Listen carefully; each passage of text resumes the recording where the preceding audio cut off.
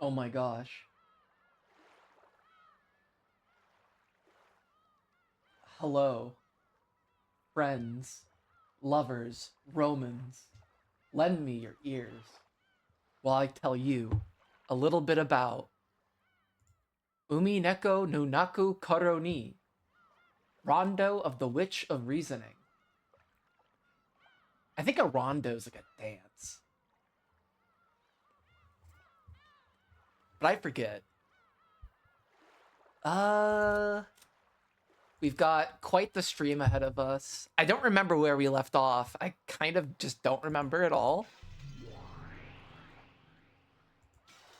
So what I'm gonna do real quick, while folks are hopefully trickling in, what trickling there might be in my life, I'm going to look at my last VOD for like 10 seconds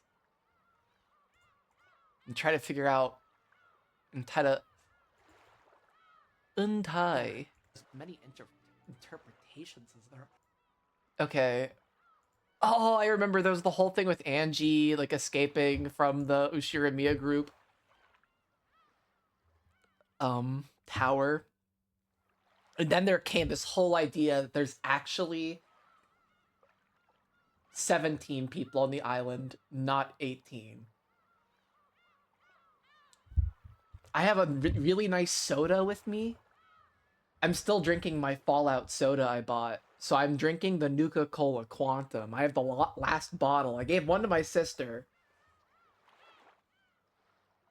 whom I saw today. And I got the other 3 for myself. It's like a blue lemonade flavor, I think. It tastes really good. It tastes like Scooby snacks. I don't know what else to say. It just tastes like a Scooby snack drink. Or not Scooby snacks, but the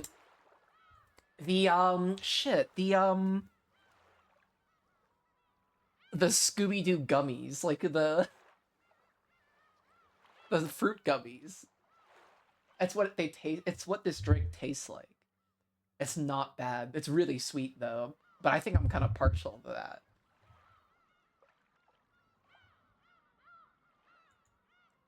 I almost don't want to do the thing Battler is suggesting. I almost want to avoid his line of reasoning because I feel like now that Beatrice hasn't countered, she's setting him up for something. Maybe Kinzo's gonna show his face this time around. Maybe not. We'll see. I'm a little nervous. Because I don't want to believe in the thing Battler is gonna believe, because I feel like they're just gonna drop me. Then it's gonna be like, shit, what now?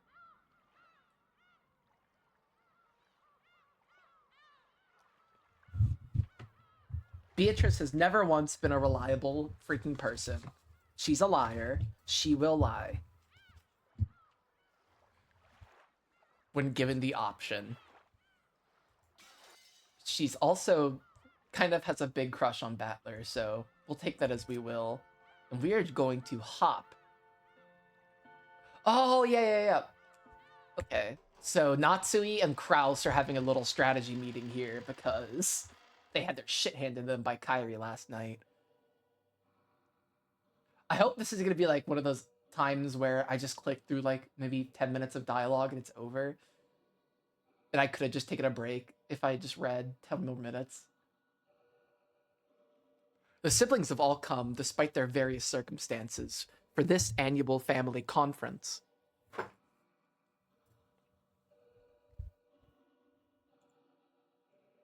Kraus and Natsui could be seen in Kinzo's dimly lit study. Every once in a while, thunder could be heard, and the dimly lit room flickered with light. It seemed that the island would be closed off by the storm very soon.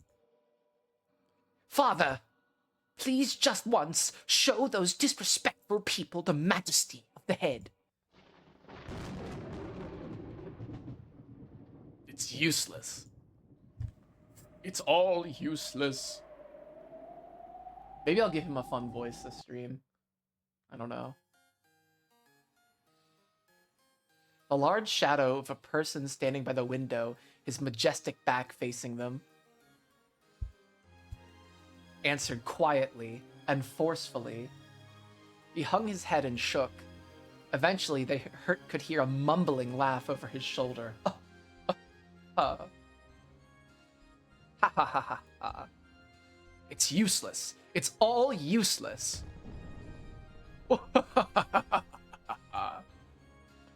3 months left to live? An almost finished geezer? To whom exactly are you referring? You fools! I got an achievement. Goldsmith. Kinzo's face disturbs me right now. Those eyes are almost empty.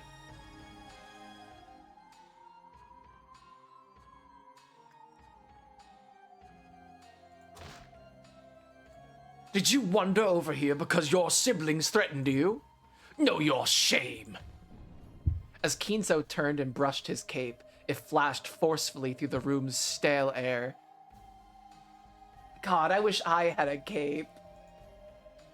That air pressure truly signified Ushiramiya Kinzo's majesty and willpower itself. After being blown back by that wind, it wasn't strange that Kraus landed on his butt. Okay. As though showing consideration for Kraus, who looked as though his legs had been swept out from under him, Natsui also crouched down. Then, with a thunk, Kinzo's footsteps approached with a heft that signified his dignity. Father. You fool! I've heard from Canon. Just how far did you pathetically let your siblings lead you around by the nose? Father, my husband is doing his best to protect your honor.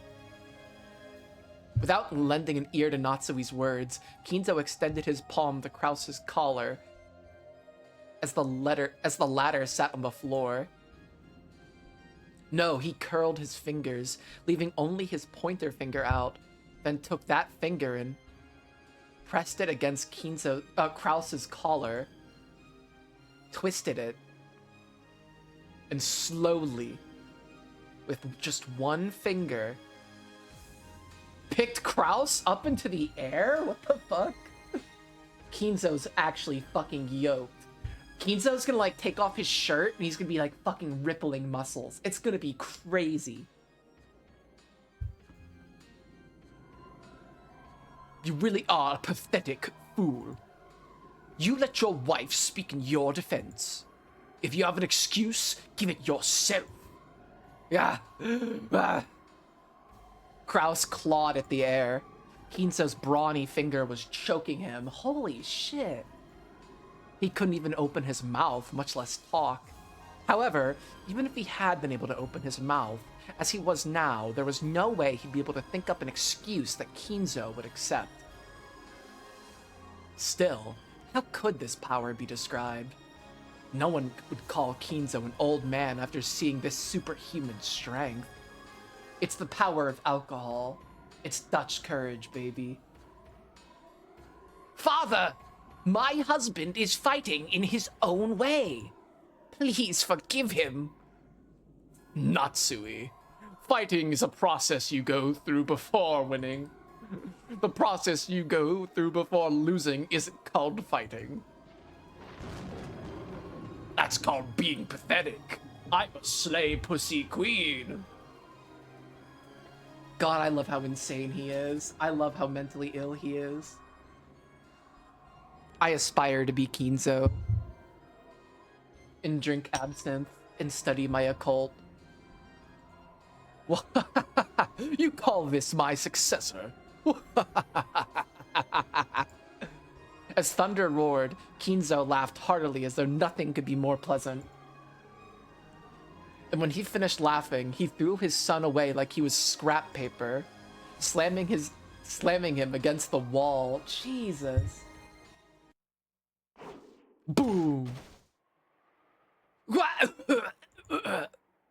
Dear, are you okay? Kraus slid down the wall, rubbing his throat in pain. Natsui ran up to him and looked after him, but without showing any interest in the two of them, Kinzo returned to the space near the window as though he had been there the whole time and looked up at the thunderclouds of misfortune. I thought I would have no regrets in my life, if only I could meet Beatrice. But it seems it won't go so smoothly. It was promised from the beginning that nothing received from the witch would remain. However, the Ashurimiya name is not the property of the witch. Who is fit to succeed that name? It seems that this alone must be resolved by my own hand. Rejoice, Kraus. I have changed my mind. But, Father, so... I have no desire to have dinner with you cowards. However, I will attend the family conference afterwards. Oh, so Kinzo is gonna show himself.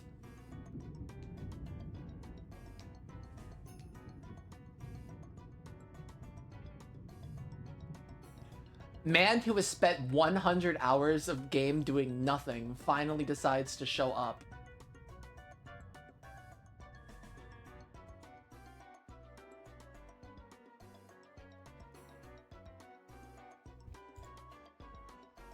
Father, thank you very much. There. I shall make a great announcement regarding the secession of the head. I will resolve your foolish quarrel myself. He's such an evil fucker. He's campy. I'm kind of fucking campy. Who am I gonna get? Umineko no Naku Koro ni Rondo, the Witch of Reason.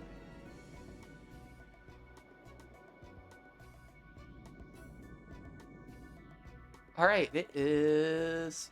Okay, like 2.5 hours have passed. Okay. So I guess they're done with dinner? We'll see.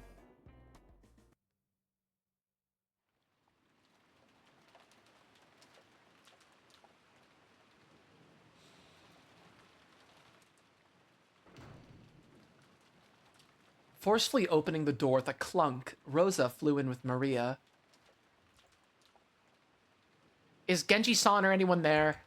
It doesn't matter who. Bring us a bath towel. There was already a full-blown typhoon outside, and it was starting to pour down hard.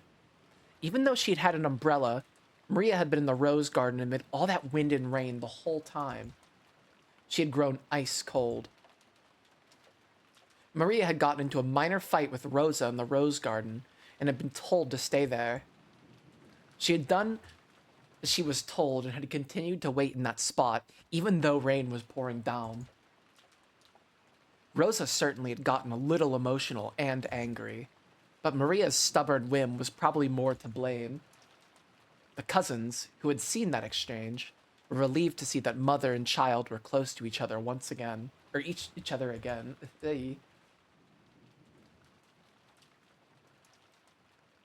Rosa scrubbed Maria's head with a towel. She had seemed overcome with worry that Maria had caught a cold, but Maria herself was nonchalant. Are you okay?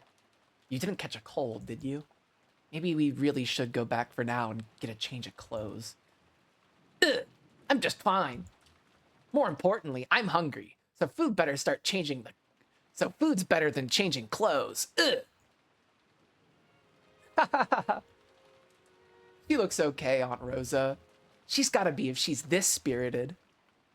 It's a real good thing she had an umbrella. I was thinking she might be soaked to the bone. The fact that she had an umbrella certainly is a silver lining. Does she have the letter with her? But Maria, even if you have an umbrella, you should get to shelter when it starts raining so hard, okay? Little girls shouldn't let their bodies get cold. I love obscuring my computer monitor with a sody pop. That's so desirable. Ugh. Oh, I think I just hit my mic. I'm sorry. It's okay, Jessica-chan. It's Mama's fault for telling her to stay there and then proceeding to beat her. I'm really sorry. I'm really sorry. Ugh. I'm a good girl? I'm a good girl for doing what Mama said? I stayed there even though it was cold. Stayed there until Mama came. Ugh. Yes, yes, you really are a good girl, Maria. You did exactly what Mama said. Very well done. But next time, even if Mama tells you to do something, find some shelter if it starts raining like that. Okay? Promise, Mama. Ugh. Promise, Mama. Ugh. Star. What does the star mean? As Rosa gently held Maria, they joined their pinkies together and promised. Battler and the others realized that by touching her mother's pinky, the warmth had started to return to Maria's body. Cannon-kun, thanks for the towel. That really helped. Then, if you would excuse me. As Cannon bowed with a blank expression, as though he'd done nothing that required gratitude, he left the parlor. Okay, it's already dinner time. Let's all go together. I'll even give Maria my dessert for being so good. Ugh. Really, Mama? Ugh. Get dessert. Ugh. Ugh. Ugh. Love, Mama. Love, Mama. Hey, Maria, don't jump around. Mama loves you too, Maria. Love, Maria. Love, Maria. I love Mama too. Love, Mama. Ugh. Ugh. Ugh. Ugh. Rosa and Maria looked really close. Like this is the timeline where she's not beating her daughter. Even the cousins who watched started to feel a long-forgotten warmth fill up in their chest. You know, that might be the age when you're on your best terms with your parents. Really? Okay, whatever you say, Battler. Okay. I think I'm on better terms with my parents now than when I was 9.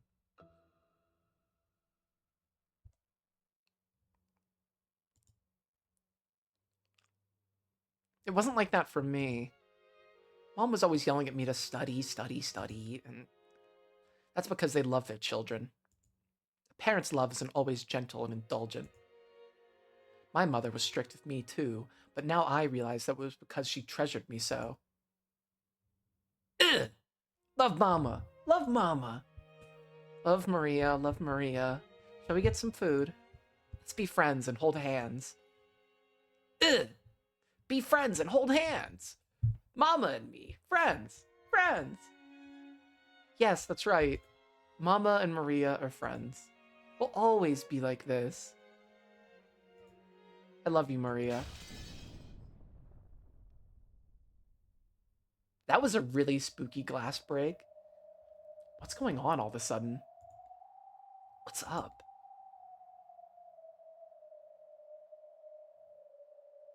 Oh, there's something going on with...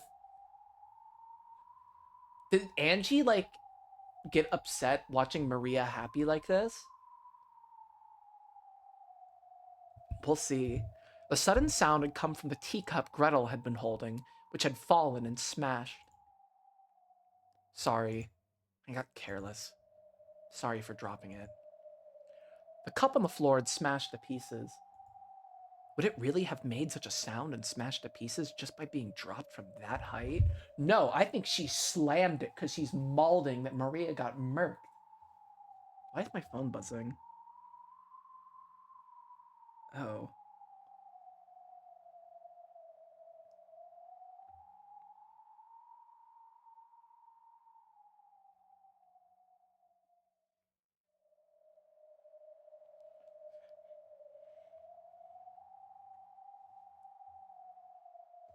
I get distracted so easily.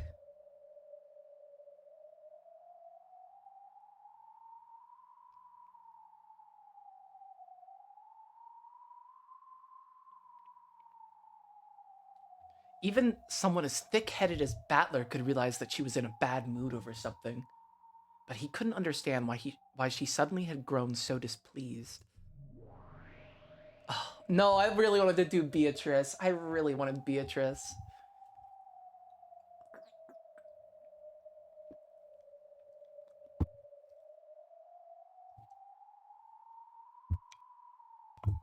When she made to bend over and pick up the fragments of the cup, Ronove appeared out of nowhere and stopped her. Yeah, don't touch fucking...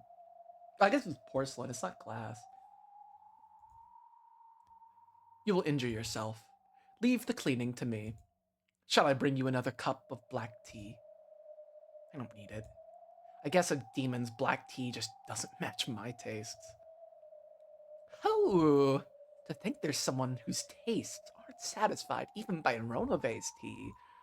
I must respect your discerning palate. I'm getting bored, so I'll go out for a second. Bored? Wait a sec. This is where things start to get interesting. Oh, that soda is destroying me. About now, Maria is probably going to say that she got an umbrella and a letter from Beatrice again, right? This is the essential part. Excuse me. Sorry, I'm counting on you to clean this up. Leave it to me. Leave it to me. Without saying anything else, Gretel disappeared of her own accord. Her form literally melted and disappeared in thin air. There was definitely a displeased expression on her face. But neither Battler nor Ronove, and of course not Beato either, could understand why her mood had so suddenly worsened. All that remained was the scent of the black tea she'd spilled. Speaking of, just a reminder, we're doing black tea and cookies again on Friday for Halloween. I'll probably mention it one more time today, and then I'll mention it tomorrow. I don't like it. What is this? Is this like a folding dimensional shit? I don't like it. No, to be more blunt, it disgusts me. Ugh. Why are you so irritated, Angie? Why, you say? Isn't it obvious? Ugh. I don't understand. Even Maria One-chan, with that blank expression on her face, irritated me. As I held my hands palms up in the empty air, from out of nowhere, a single book landed on them. It was Maria One-chan's diary. Even though I didn't turn the pages were flipped through, despite there being no wind, and the door to Maria One-chan's world opened. Is she gonna give Maria the... I'm gonna lose my shit if she gives Maria the letter this time, in the umbrella. Like, that would actually make me lose my shit. Why do you think I'm not happy, Angie? Think about it objectively. By objectively, you mean from your viewpoint, right? Are you trying to say that truth is different for me and you, Maria One-chan? Truth can change its form depending on the observer. And observers from the future always overwrite that form. Angie, what are you trying to do to my happiness?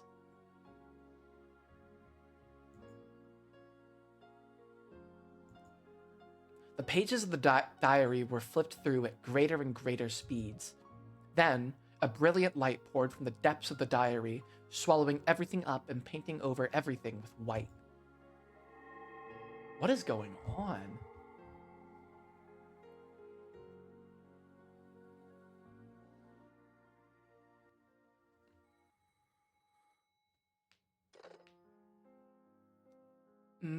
Oh, the phone rang. Okay. Well, the phone's not broken until the first Twilight. Sorry, Maria. Mama has to take care of some urgent business that's piled up, so I need to stay holed up at the company for a while. I probably won't be able to come back home until late at night, the day after tomorrow. Ugh! Then, what about your promise to go to the movies with me on Sunday? The movies? Judging by Rose's tone, she clearly had forgotten that promise. Oh, that's so sad. But Maria's response to that was an apology for asking. I'm sorry. Maria apologized for troubling her mother by asking that question. I'll stay home. I'll definitely wait patiently. I'll take a bath every day and change my underwear. And I know where the money is. I'll go to a different store every day. I'll try not to go out too late.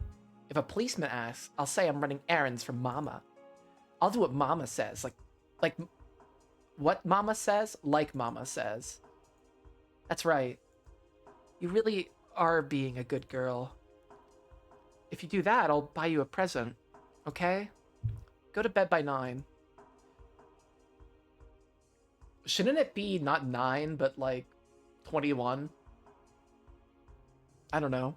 You mustn't tell the teacher or any adults that Mama isn't coming home. We love neglecting our children here. Okay? Yes. So Mama, do your best at work. Do your best. Finish your work and come back as soon as you can. This girl is neglected. And her mom can't even turn a profit. That's what's so fucked up. I won't cry all night and annoy the neighbors anymore. Oh, that was so sad. So come back quickly. Youch.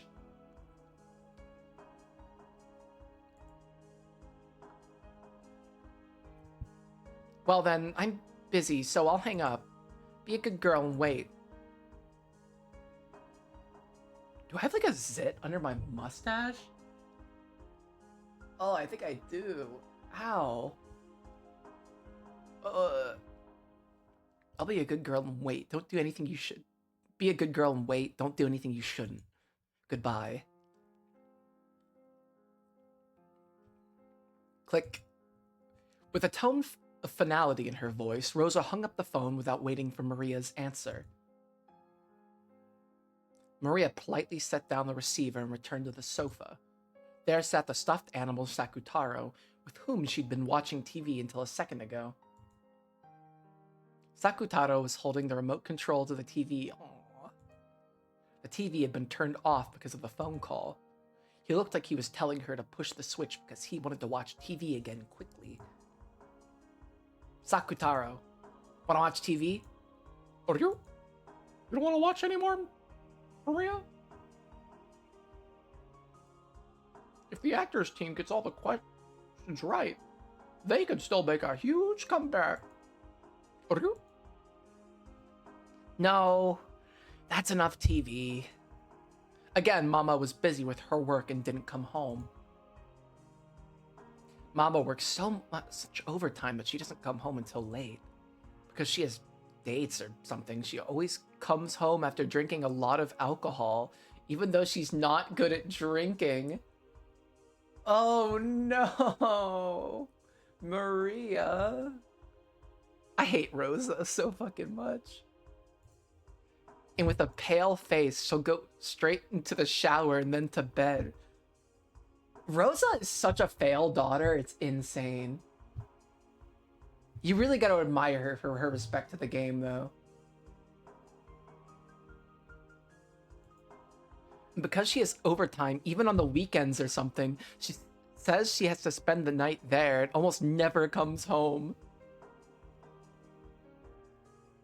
Recently, she started saying something about how she's got a big job she's working on, so this sort of thing happens a lot.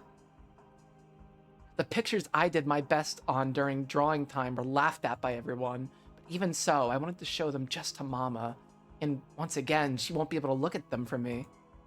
And I could talk about the time everyone pushed the job of cleaning up onto me, but I did the best myself and was praised by the teacher. Or the time I went shopping and the man at the shop said I'm always such a good kid and gave me a free canned coffee. Canned coffee? Okay. Then there was the time I wanted to encourage Mama because she worked so hard on her job and hid a card for her under her pillow. And there's a lot of other things I wanted to talk about. Mama's working real hard at her job. She's working with all her strength so we could eat every day. I hate her job. If only she just quit. Her job is an important thing for adults to do. It lets Mama eat, buys clothes, pays for school lunches, and pays a deposit for summer camp.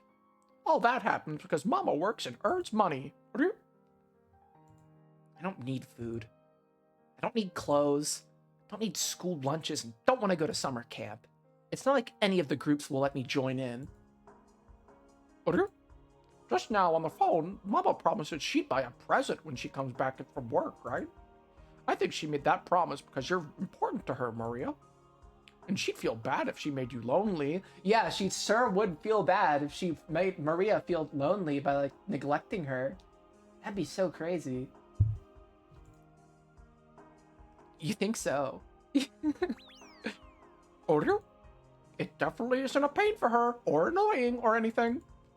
Mama also wants to be by your side all the time, Maria.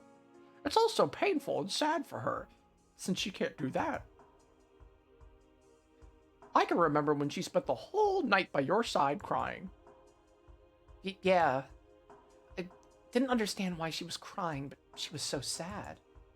I couldn't do anything but stay silent by her side. I remember the last thing Mama said then. She said, "Thank you, Maria."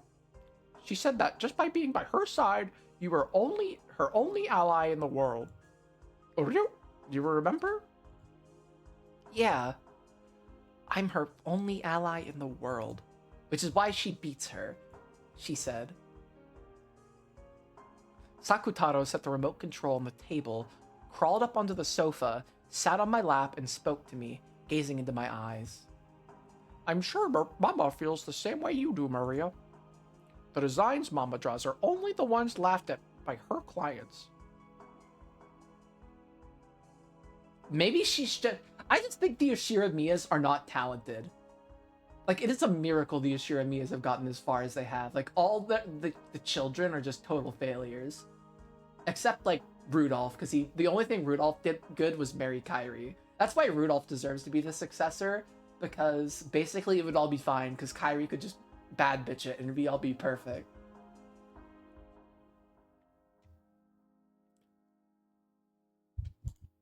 Only Mama's company has troublesome jobs pushed onto it by other companies.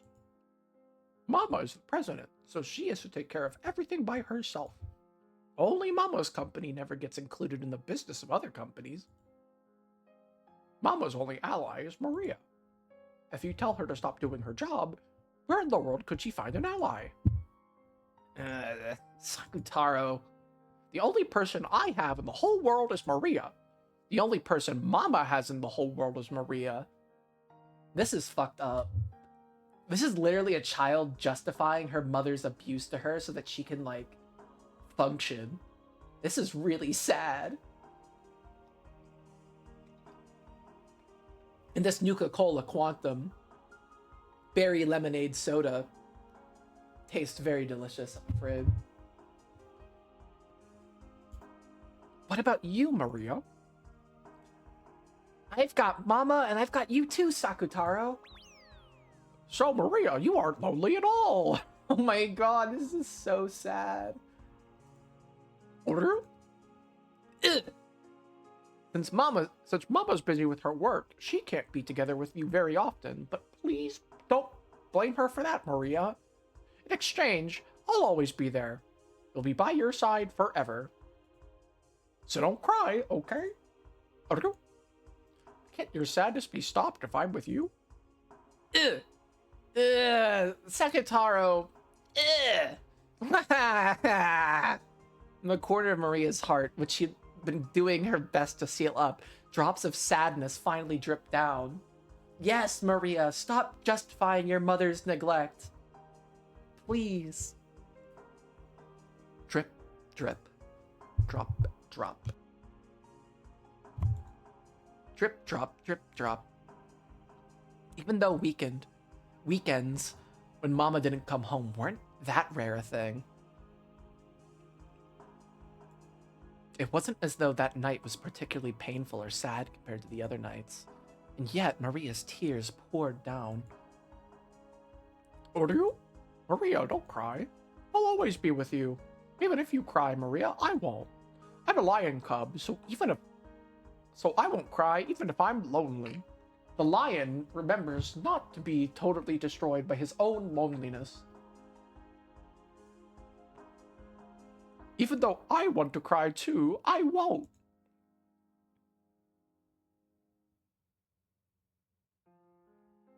Why won't you cry, Sakutaro? Even though you're so sad that you can't hold back the tears, you won't cry? Uryu? But if I cry, it will make you feel better. So I won't. After all, I want to get your spirits up. If I get my spirits up, will Mama come back? When Mama comes back, If she's welcomed by a happy Maria, I'm sure she'll be happy. Uryu? oh, Mama will be happy? Uryu? If you do that, then I'm sure her fatigue from work will also be healed. Then I'm sure she'll start feeling better sooner and will play with you a lot. When you come home and Mama's waiting for you there, and she's in the kitchen in high spirits, don't you feel really happy? I'm sure Mama feels the same way. So, I watch over the house in high spirits. Mama will be happy too? Uryu? Sakutaro nodded deeply with his big head. The tears couldn't keep falling from Maria's eyes. If she greeted Mama with a tear-stained face, Mama would probably get sad too. She should feel sad!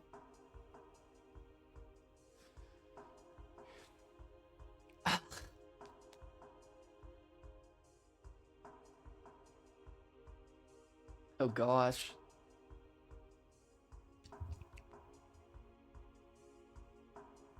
You know about it, Maria. You can't use the magic that creates smiles if you aren't smiling too. Yeah, I know.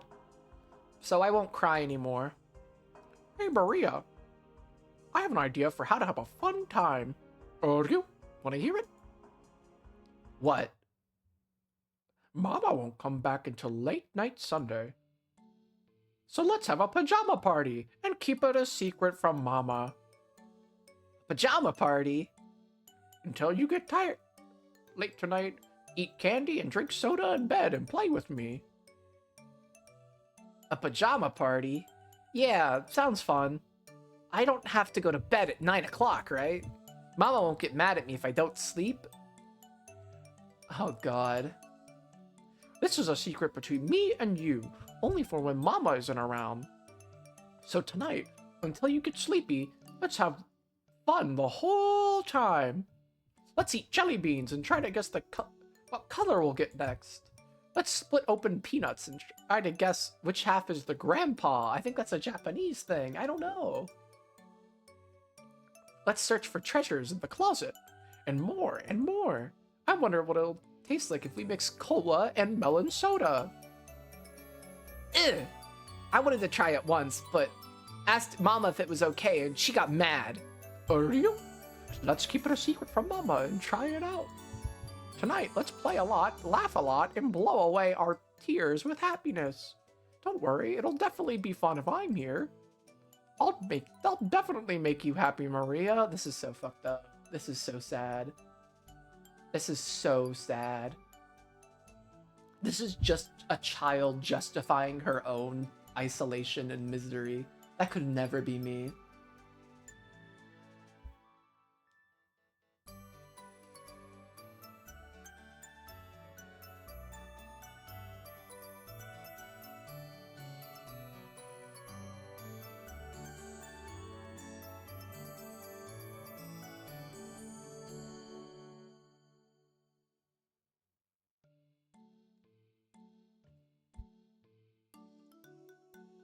Yeah.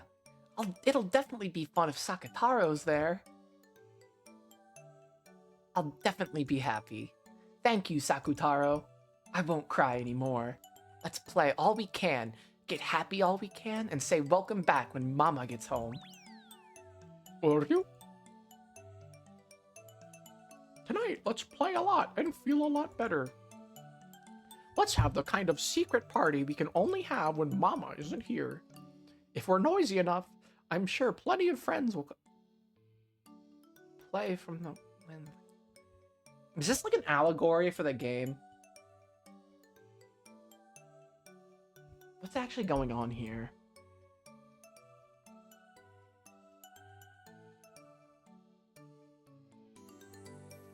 I feel like this is like allegorical for the game itself.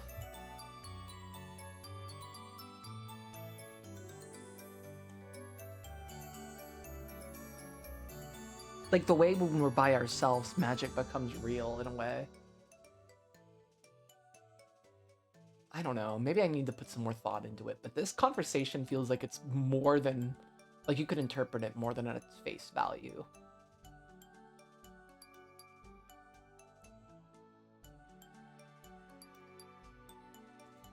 Uryu? Uryu?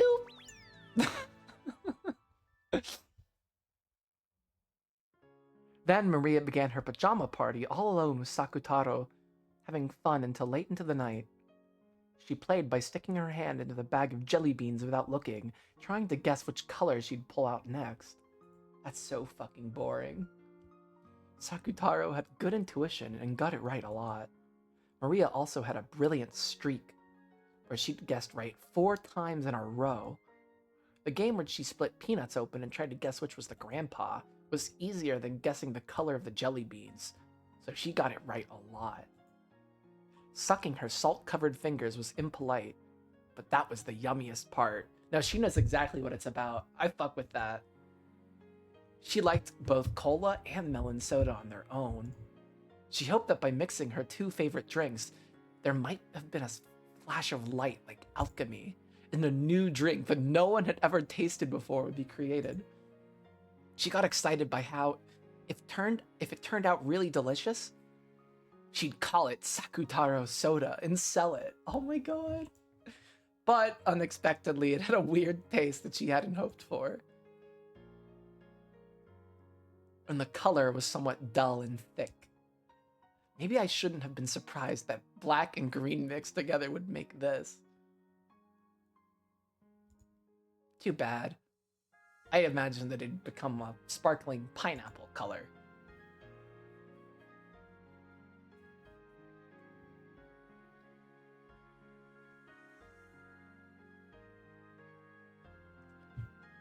What I really needed was another episode about how abused Maria is by her mom and how much Maria has created like a whole mental palace into like justifying how it's totally fine that her mom's abusing her.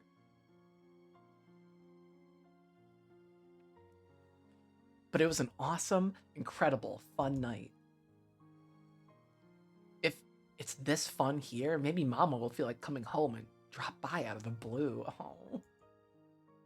So I got the feeling that Mama might suddenly come home and went to the front door many times to check. But there was no way Mama would be able to come home when she was this busy with work. But rather than a feeling of loneliness, it just felt a little disappointing that Mama couldn't join in on this fun late night party. Oh. Sometime soon I'll do this when Mama is around and let her join in. Mama likes some things I don't think are yummy. So maybe she'll really like Sakutaro soda. I'm crying. Not really. But I'm like internally crying for Maria right now. When Mama comes back tired, I'll serve her some. And more than anything, I want to at least write about this fun night in a letter and tell Mama about it. So that these feelings of happiness will reach Mama too. Her work is always so tough and she comes home so tired, so I hope I can share this happiness with her. Mama will almost certainly come home tired late Sunday night. And I hope I can brighten her day even just a little bit by sharing this happiness. I gently placed that letter on Mama's desk. Cheek. I almost said cheek. To Mama. What if Maria is the person writing this fucking letter?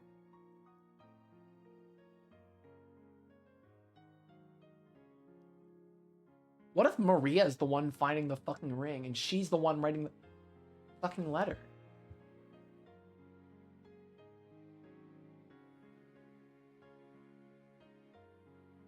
What if she just fucking made it up?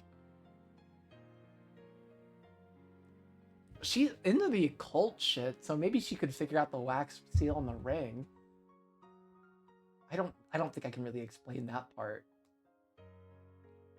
Maybe Maria's got like a whole handbag full of goofy shit. Maybe it's just like she has like sealing wax in there. Maybe Maria is the one who wrote the fucking letter. I don't know. I'm really grasping for straws here. To Mama. Good job with your work again today, Star. Let me share my happiness with you. From Maria. Then I decided to give a present to Sakutaro for proposing this wonderful party. It was a small red muffler I found when searching for the treasure in the closet. When I was still very young, Mama knitted me this tiny thing. Maria was embroidered on it with knitting wool. I softly wrapped that muffler around Sakutaro. It really suited him, accenting his yellow with red very well. Aw, it's so cute. Oh, it kind of has the little medal. It's like this one.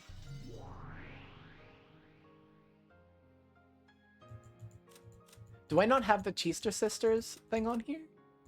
Okay, well, it's kind of like the one the Cheester Sisters have. That, like...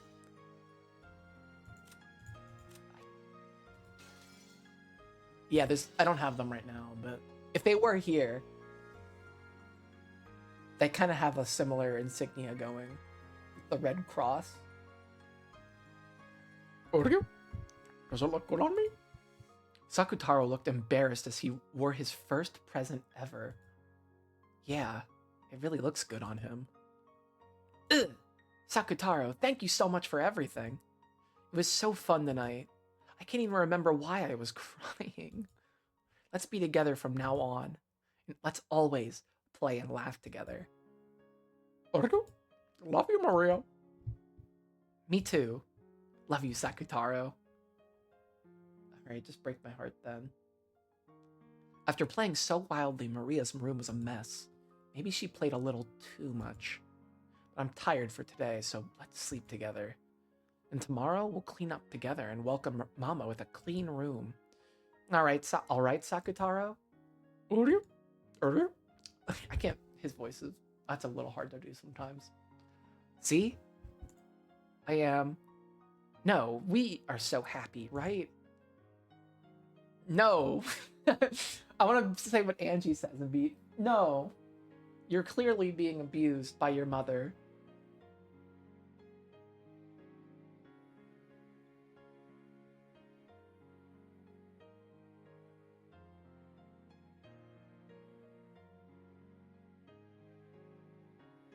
You're very, very casually being abused by your mom.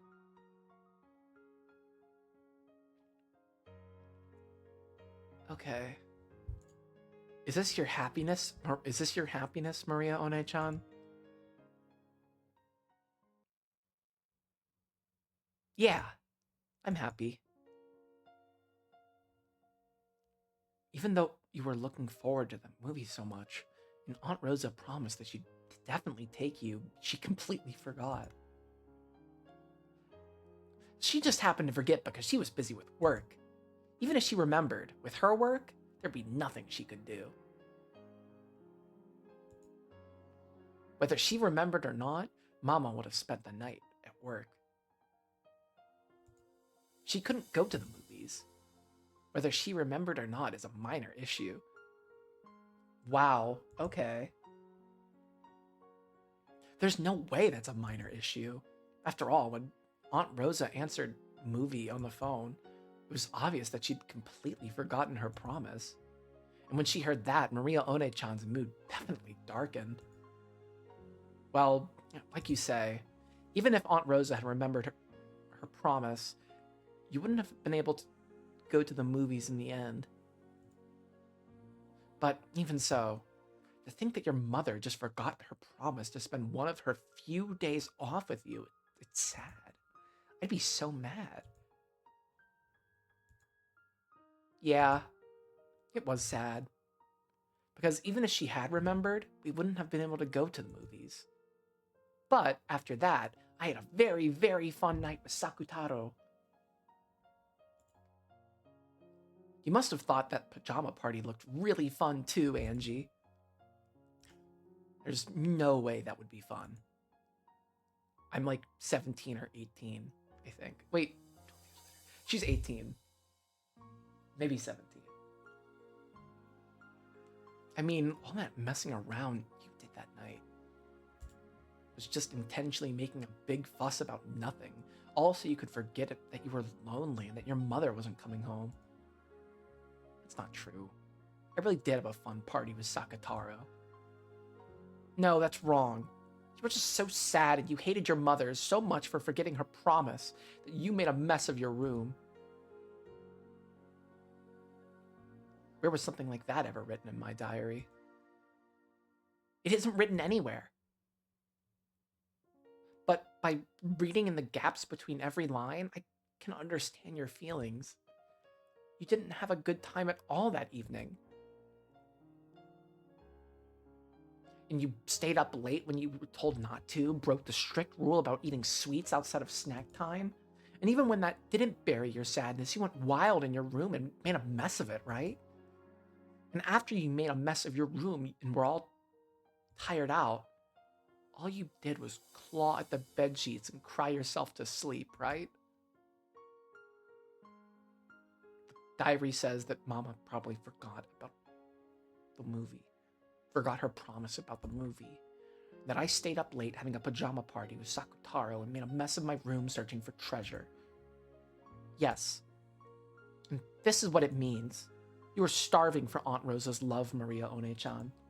And Aunt Rosa always put her work and her public image first, always keeping you on the back burner. That's what disgusts me, because I know just how superficial Aunt Rosa's words of love for you were. You should realize this yourself. So, how can you say you're happy despite that? I don't understand that part of you, Maria One-chan. Even at my age, I can't understand it at all. Why aren't you sad? Why is it that you can experience a reality filled with misfortune and call yourself happy? I can't do it. I can't understand it. You're a sad kid, Angie. I don't get it. Why are you pitying me?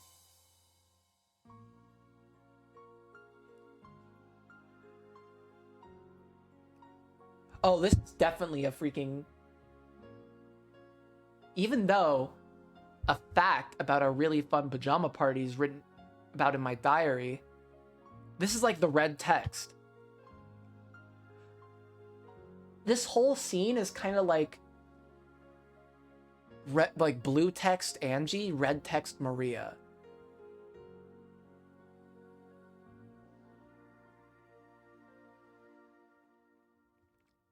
Like they're arguing about the truth of Maria's feelings. And they're like analyzing it from two different perspectives. Oh, this is such good writing. It's insane. Like this whole debate about what Maria really felt is actually like about the whole game. Oh my gosh, it's so good.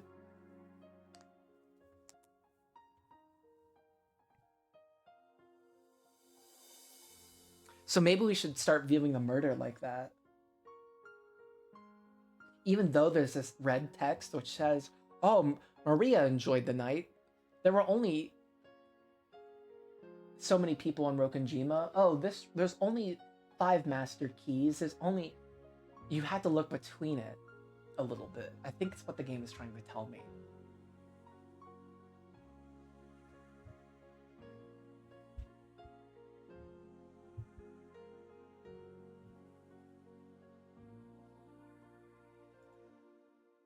If the same fact is observed by different people, it has a different form.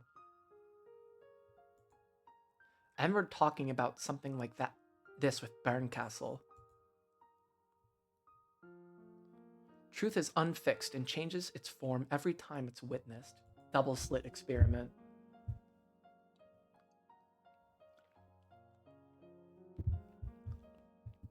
I said last stream I was too dumb to explain this double slit experiment, and I still am, unfortunately. By the way it's perceived, in other words, depending on the human who perceives it, a single truth becomes different truths. And truths of the past are painted over by truths of the future. In this day, I wrote that Maria happened. In this day, I wrote that what happened that night was very, very fun. You described the events of that night as something very happy. And yet, when you read the diary, the events of that night sound very, very sad.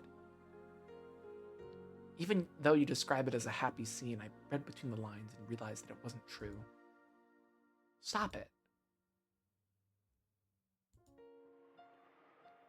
This tells of a happy night. This is the truth of that night. Oh, this is so good. This is such a little freaking microcosm of the game type moment. We love microcosms here.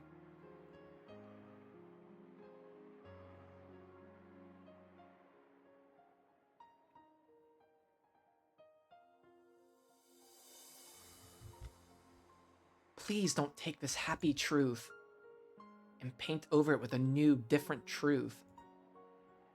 Are you happy with this, Maria One-chan? Yes, I'm happy. That's why I feel sad for you, since you wouldn't be able to feel happiness in a similar situation. Right now, I'm like she was then. Just as isolated, with no friends.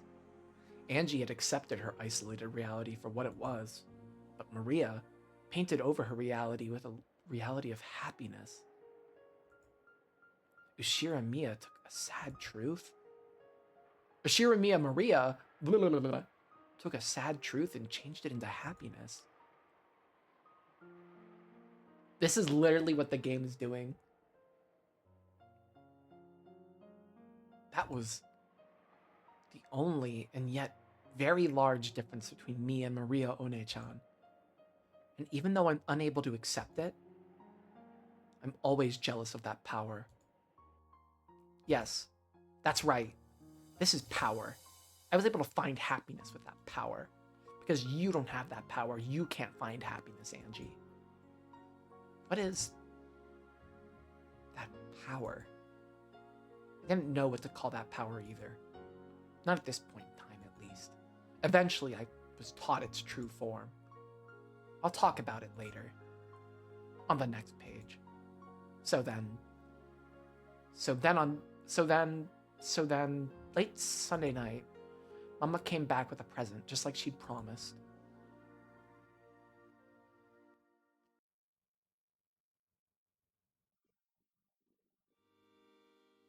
I had to be right back. Sorry, folks.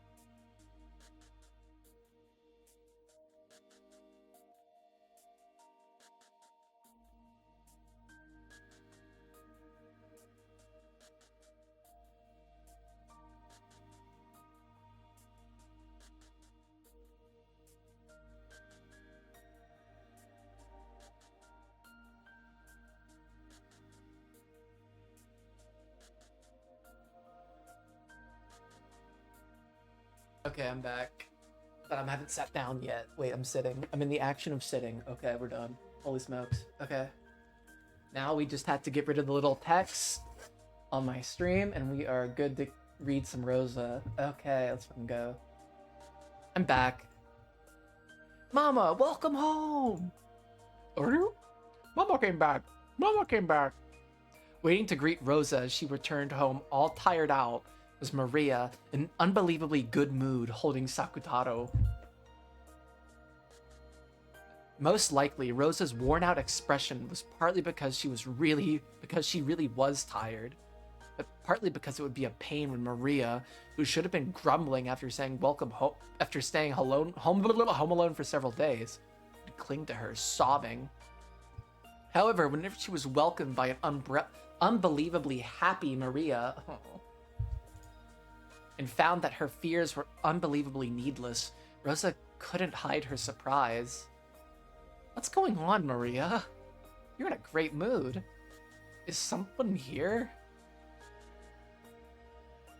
It was strange enough to make Rosa think that a friend had come over and that she'd come home right when they were having a good time playing together. But there was no other shoes by the entrance. God, I'm an American. I could never keep my shoes by the entrance. I will keep my shoes in my room. And sometimes I even wear Crocs as slippers. Dun dun dun. Even though Maria was in such high spirits, she had been home alone. At first, Rosa was suspicious that the cause of this unexpected good mood could be nothing good.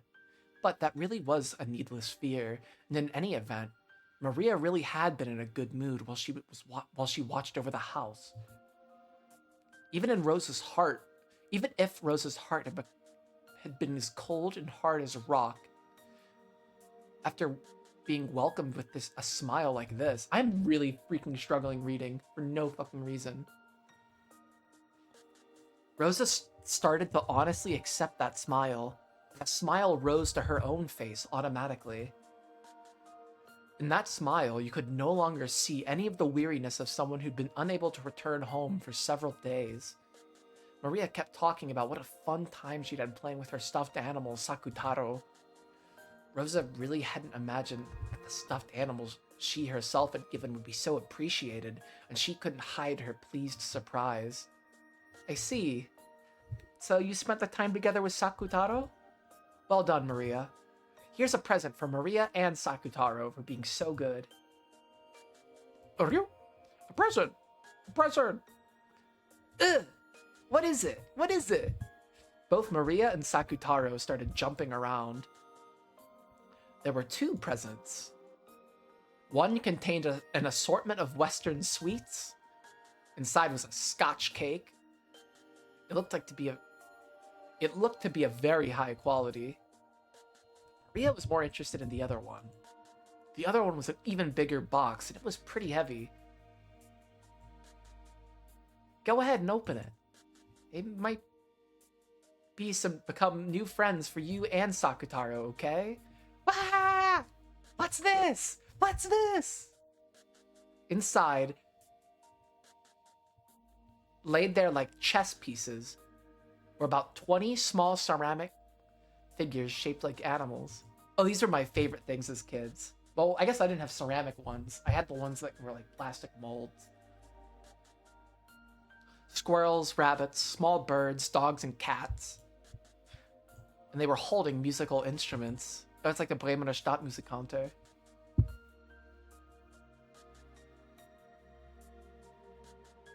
In addition to them, there was also a panorama-style background. A forest scene was drawn on it. The small forest animals gathered in a plaza and looked like they were having a good time. Rosa set it up on the table, and when she lined up the ceramic figures like chess pieces in front of it, and when she then lined up the ceramic... Okay. It became a band of forest animals. Isn't it wonderful? I saw it in a store window and I was taken with it at a glance. This is a present for you for being such a good girl home alone, Maria. Ugh! Thank you, Mama. Awesome, Sakutaro. Look at how much our friends have grown.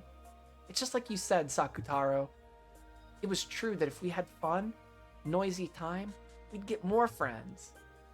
Right, didn't I tell you? Look, we have some more friends. We have more friends. Uryu? Relieved that her gift had been appreciated, Rosa remembered that she had been filled up with several days of weariness. Mama, you really worked hard. Go take a shower. If you take a hot one, I'm sure your weariness will go away. Want to take a bath?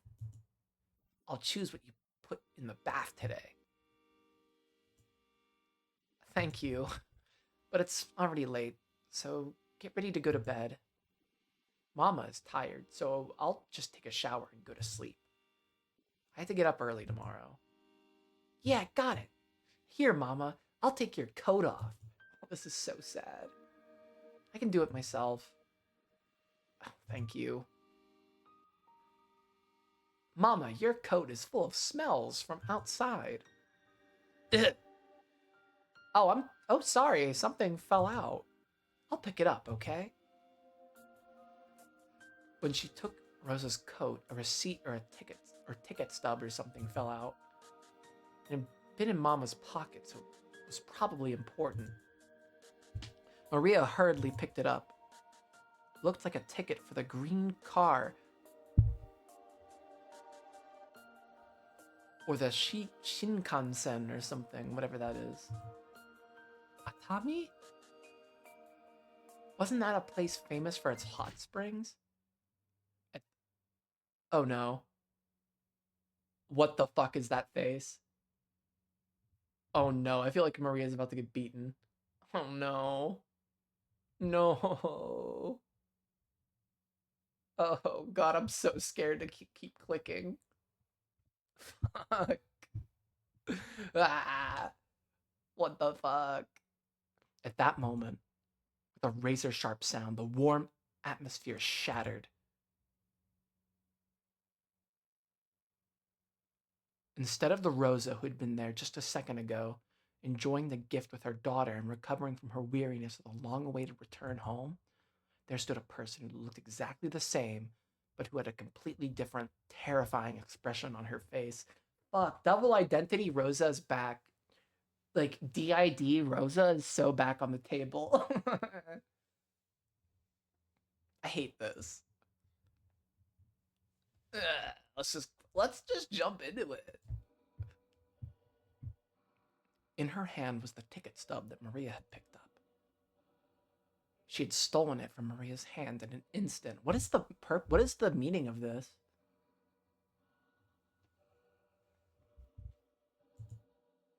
Just a few seconds too late. By the pain of her hand that by the pain of her hand that had been hit, and her mother's expression, Maria realized that she must have done something wrong. But she didn't know what she had done that had gotten her in trouble. It was probably because of that ticket stub like thing. Was she not supposed to touch it? Even though she had tried so hard to welcome Mama with fun and happiness, she had touched something important to Mama without asking and had ruined that pleasant atmosphere. What the fuck is this? So Maria apologized immediately. Sorry. Even though she must have heard those words of apology, Rosa's expression actually darkened. Maybe those weren't the words she'd been hoping for. Maria didn't know what to do and stared at her mother's reaction. Then, even though it shouldn't have been such an important ticket stub, Rosa crushed it and hurried off to her room. Maria didn't really understand what she had done wrong. Ugh! I must have done something I shouldn't have. That paper must have been something important for Mama's work, and I touched it without asking. Uryu? You didn't do anything wrong, Maria. That's why tonight was so very happy. Yeah, happy. When Mama takes a bath and clears her head, she'll go back to being the normal, nice Mama. So you mustn't worry about it. Oh, wait. When Mama takes a bath and clears her head, she'll go back to being the normal, nice Mama. So you mustn't worry about it, Uryu. You're right. Mama's tired too. Ugh, mustn't worry much about it. After all, we were so happy tonight. Uryu? Just stop it. I can't watch this.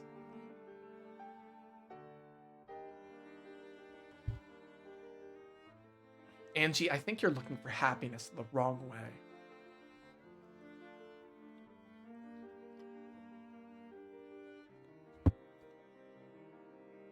Maria, I just think you're gaslighting yourself, sweetie. Sorry.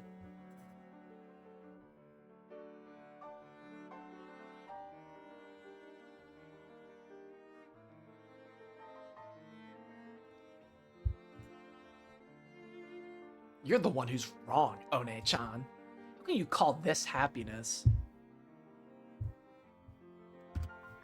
It's so pitiful. I can't watch anymore.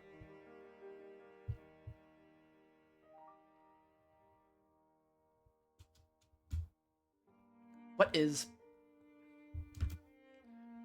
Mama suddenly got mad? That happens sometimes when humans get tired. Condemning a person because of a momentary misplaced emotion isn't very adult of you, Angie. I can't believe I'm hearing this from a 9-year-old.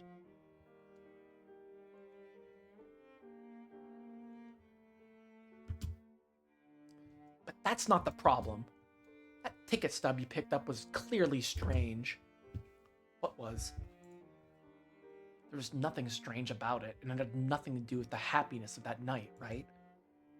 Aunt Rosa called because she'd be staying over at her company because of work, right? Why a Tommy? Isn't that what you call a vacation? It means she left you and went on a vacation, right? And you normally don't go on vacation because you're by yourself. Even if that was a ticket for a Tommy, that alone doesn't make it proof that Mama lied and went on vacation, right? She lied on the phone and then she changed her expression so drastically and grabbed it from you. What more proof could you want? This is so freaking about... This is like such a blue text Angie, red text Maria moment. This is so freaking a microcosm of the game. It's so good. But how can I look at the mystery in the same way? That's the question.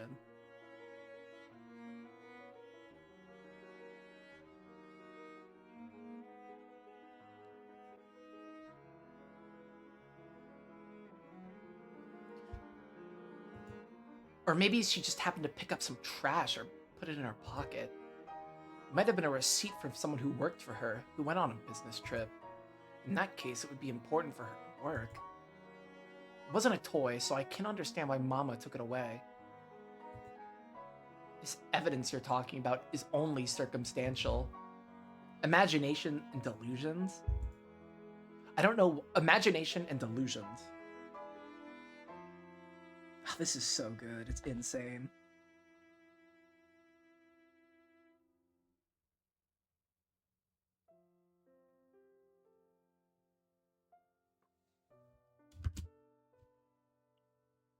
I'm the one who doesn't understand why you're interpreting it in a way that's so convenient for Aunt Rosa. I'm the only one who doesn't understand why you're interpreting it in a way that's so convenient for Beatrice.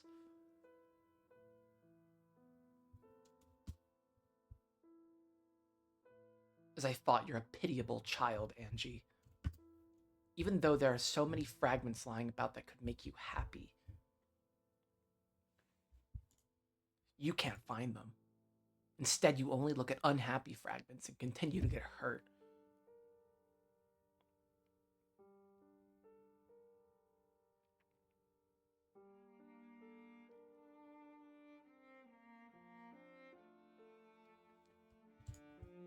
That's why you're scared of being hurt.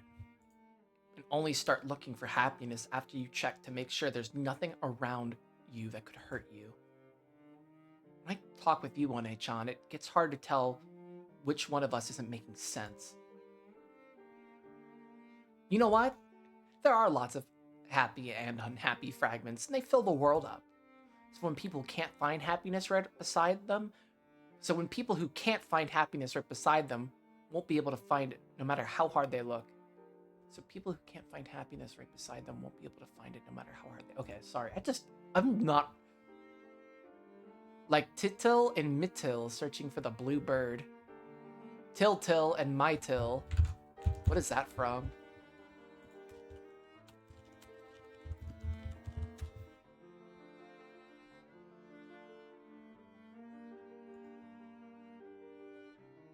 Oh, it's like a 80s Japanese anime.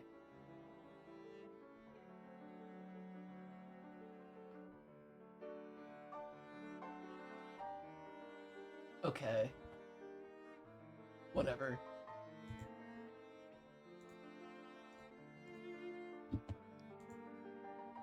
Oh yeah. That story with a moral. You're the complete opposite, Angie. You're searching for a world without a fragment of unhappiness. Oh, this is so much about the game. It's insane. But that's the same as the blue bird. That's the same as the blue truth.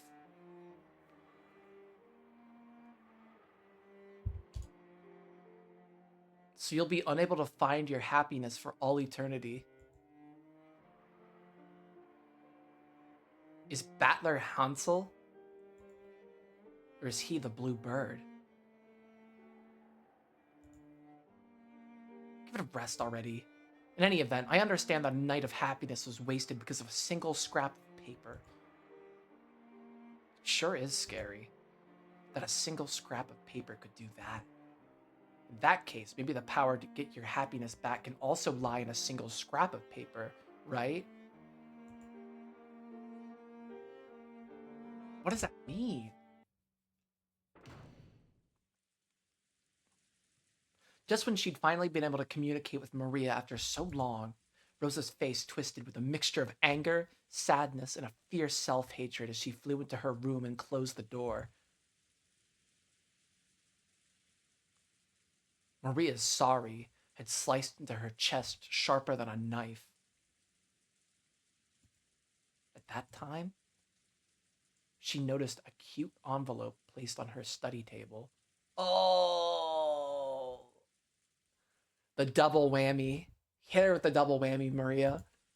It was probably something that had come with a girl's magazine. To Mama, let me share my happiness with you, it said. She took it, and after hesitating, opened it and read what was inside. Then, after letting 2 large tears drip down the paper, she flew out of the room. Oh no. Oh, hugged Maria. Okay, thank God. Hugged her. Please, thank you. Oh my God, Maria's not getting her shit kicked in. Hugged Maria from behind as she headed for the bathroom. Buried her face into her daughter's back and cried. Then, realizing that she was the one who should be apologizing.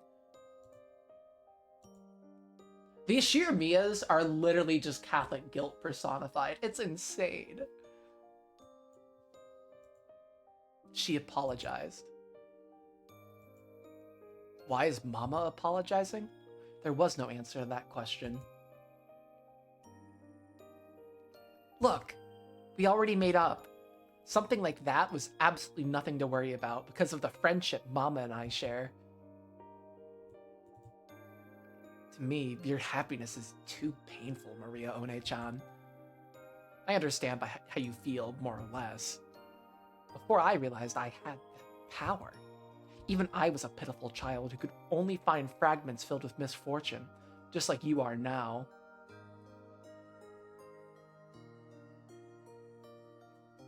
We are paradigming all over the game's themes right now.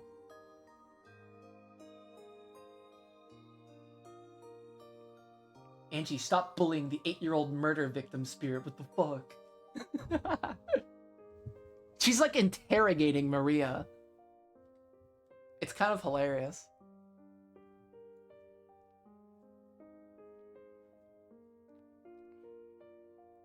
But as I said, this is all just a big fucking allegory, so... What is that power? This power I don't have, but you do. Are you saying that I'm unfortunate and you're blessed because I don't have that? Just what is this thing you can't describe except with an abstract word like power? Yeah, you do know what... You do want to know that, Angie. That's why you've been reading my story so far. Of course, I'll teach you. I'll show you the secret of that power. And it's something I taught you about long ago, when you were little, right? Did you forget? It's okay, I remember. Now No, she will teach you. She? Who's that? I shall teach you in Maria's place. Beatrice. The power Maria has, but you do not. Yeah. The power I have, but Angie doesn't. It's magic. Maria and Beato said it together. And they started giggling because they'd said it at the same time. Jinx, owe you a soda.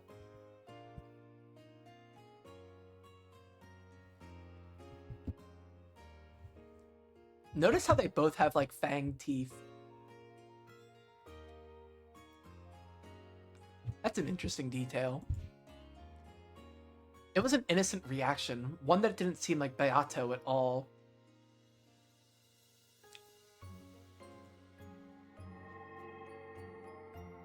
Alright, fucking Kuadorian?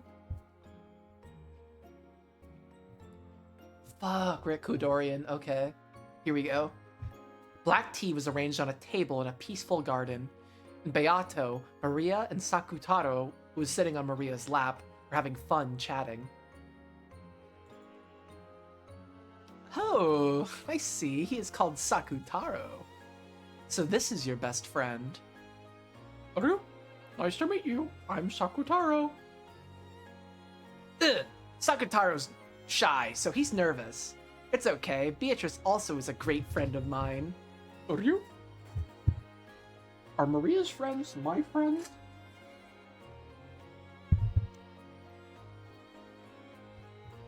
Yeah. Uryu? Then I am Beatrice's friend too. Yeah. Uryu? Maria, does something like this happen frequently for you in your everyday life? Ugh. What?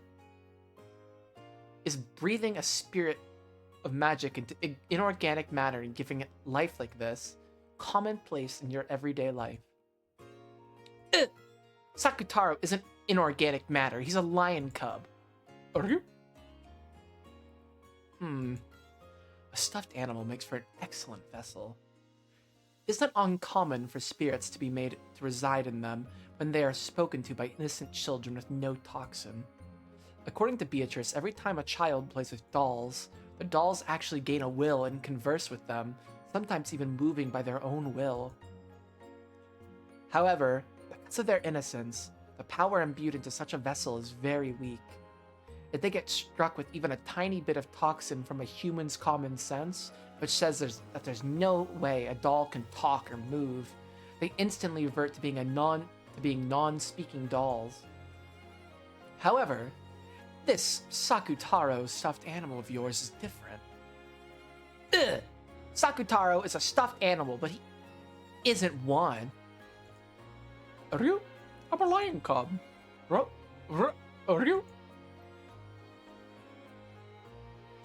Sakutaro is a lion cub, but he's still a kid, so he can't roar sometimes. Are you? I think maybe that's supposed to be like a lion's roar in Japanese. I don't know. Gazing at Maria, who was playing around with Sakutaro by the table loaded with tea, Beatrice let out a sigh of admiration. How incredible. This Sakutaro with a cloth and cotton vessel as a shell has completely materialized into the human world. He has his own personality, talks with the summoner freely, and even moves by his own free will.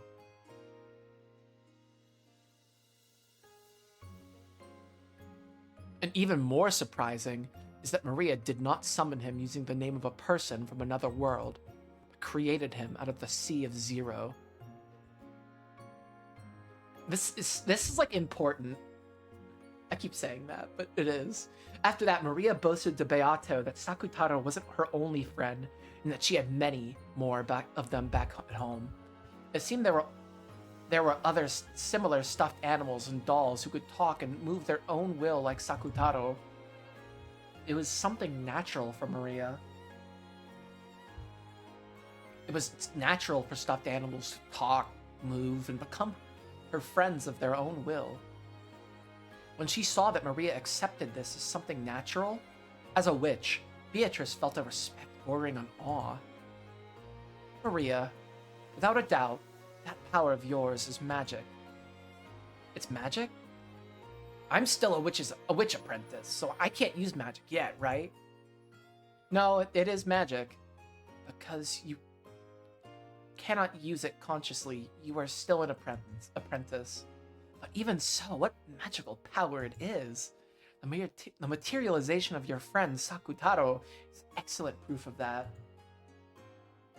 Materialization? Indeed. In your case, it may be fitting to call it creation. A piece of inorganic matter that would have no soul at all in another person's hands can have a soul sent into it through your magic. Furthermore, that strong magical power lies in the human world.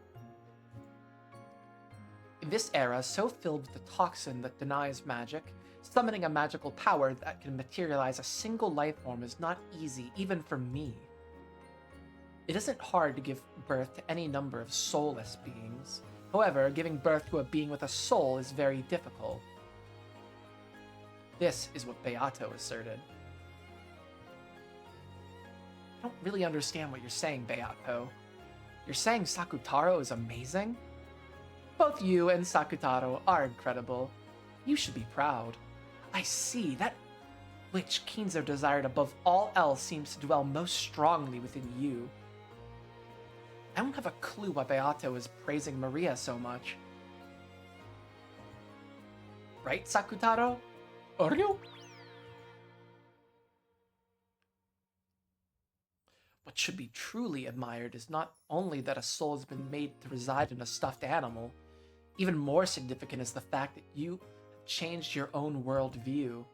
When it comes to giving birth to something from nothing, you stand out from the crowd. It is easy to make 100 from 1.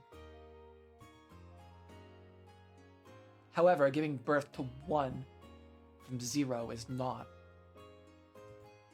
When you become a full witch, beyond just becoming a match for me, you might grow into a great witch that even I must acknowledge is superior. A witch of origins, perhaps. Is that going to be her title now? The Witch of Origins, Maria? I'm really looking forward to your future. Ugh! Beato said that I have talent as a witch. Isn't that great, Maria? Uryu? Beato, thank you for praising Maria. No need to thank me, Sakutaro. That red muffler truly suits you. And even I am envious of the talent of your master, who is able to give birth to a friend like you. Uryu? Thanks for complimenting my muffler. This is a present I got from Maria. It's my favorite. And its size is truly like a muffler that was created just for you. I really fuck with Maria. I really see a young Pier inside Maria. Aw, it's a little sad.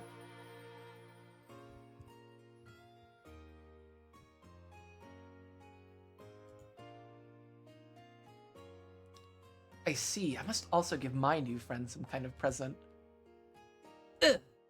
Beato is giving Sakutaro a present? Of course, a gift from a witch must be something with magical power. In that case, so he can be your friend for all time, and so that you can have even more fun playing with him. I shall give Sakutaro my magic power. With that, he should be able to materialize even more strongly. Ugh. I'll be able to have much more fun playing with Sakutaro? How's that? Uryu? What could it be, Maria? Is it something scary? Don't worry. Beato won't do anything scary. Right, Beatrice? Indeed. I believe you will like it. So, to make him materialize even more strongly, a stronger image will be necessary. Well, what to do? Beato crossed her arms and thought about what she could do to please them even more. Then, right there, was the form of yet another witch. It was Beato's teacher, Virgilia. Virgilia truly was a great witch. Since Maria already thought of Beato as a great witch, this person Beato called a great witch must have been a great witch. Maybe Beatrice is her grandma. I don't know. Beatrice mom theory is definitely the theory of all time. But I don't know. According to Beato, she still didn't even rise up to this witch's feet when it came to magical power. My. I thought I heard some cheery voices. What a fun tea party this seems to be. Oh, teacher, perfect timing. I want you to look at this lion cub. I hear he's Maria's new friend. Ha ha ho. What a lovely lion-san.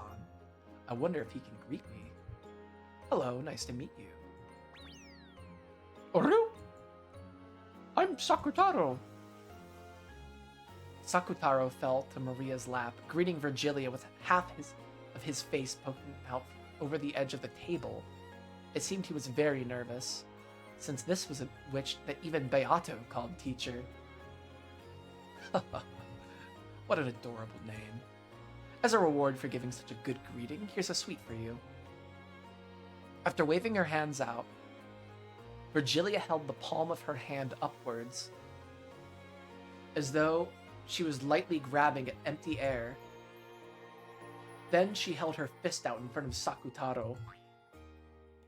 Where she opened her fist, there was one of those individually wrapped cough drops. Okay. Maybe Virgilia's grandma. Giving grandma-ass candy. Uryu? Maria, it's candy. Awesome. Awesome. Ugh. Isn't that great, Sakutaro? Sakutaro. Make sure to thank her. Uryu, thank you very much for the candy. Even though Virgilia was a great witch, she still treated a stuffed animal like Sakutaro to an elegant greeting. A great witch. Still, teacher. Cough drops? Are you someone's granny or something? Maybe Virgilia is like the grandma? Or like the original Beatrice that Keenzo was with.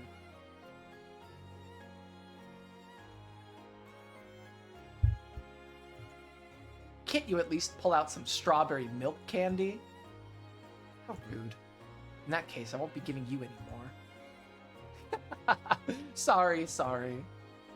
Well then, Maria, take out your grimoire, and, of course, your writing tools. Ugh. Yeah, I'll take it out. What should I write? Oh, what are you starting? I will use a magic I learned from you, teacher. Magic to make a resident of another world materialize into a vessel. I think that by applying that, we may be able to further strengthen the power that makes this friend of Maria's materialize. I wanted to give that as a gift to Maria and her friend. I see. For a being that has already materialized, it shouldn't be that difficult. That could become a wonderful gift. Well then, I shall help too, if only a little. It would be very reassuring if you would sign up for this magic as a witness teacher. Be glad, Maria. This will be a wonderful gift. Uryu? What's happening? It isn't scary, is it? Is it? Okay, I think the thing that's about to happen is the thing I spoiled myself on the other night. So, I'm not very surprised about what's about to happen. Probably. Don't know. But I don't think it's scary. What could it be? I can't wait. Beato borrowed the grimoire from Maria's handbag and majestically flipped through the pages. Isn't it interesting that Maria's grimoire looks exactly like Maria's diary? Really makes you think.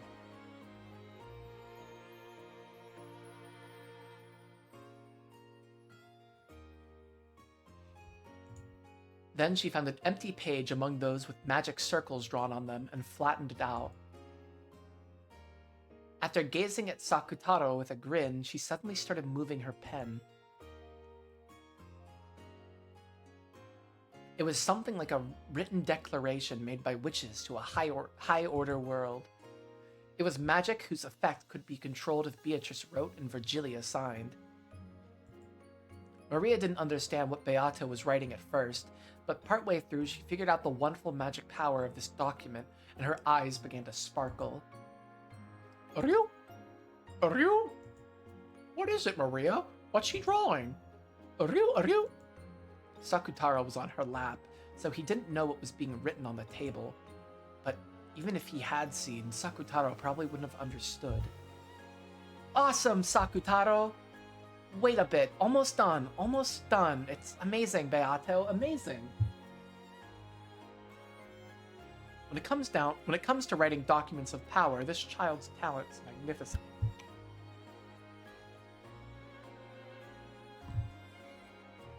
I need some water.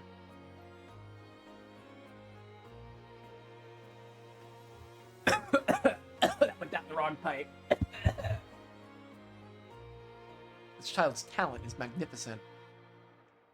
He might even serve well as a secretary in the spirit world.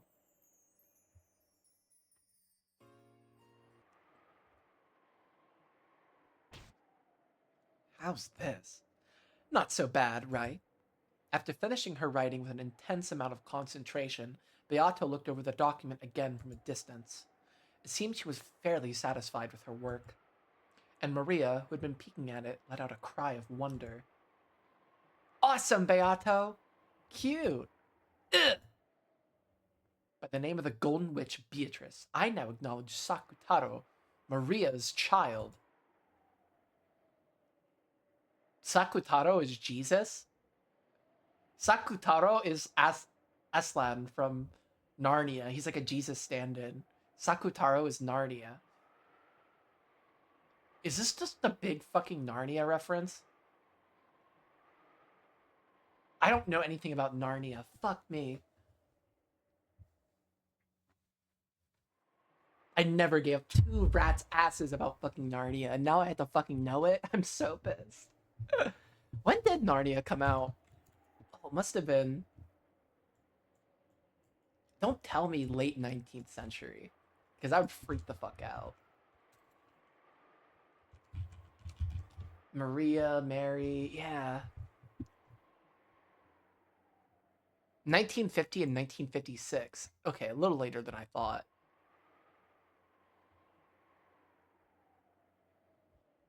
Oh, okay, so Sakutaro is Jesus.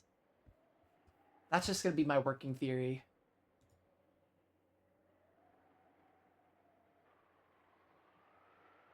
Fuck.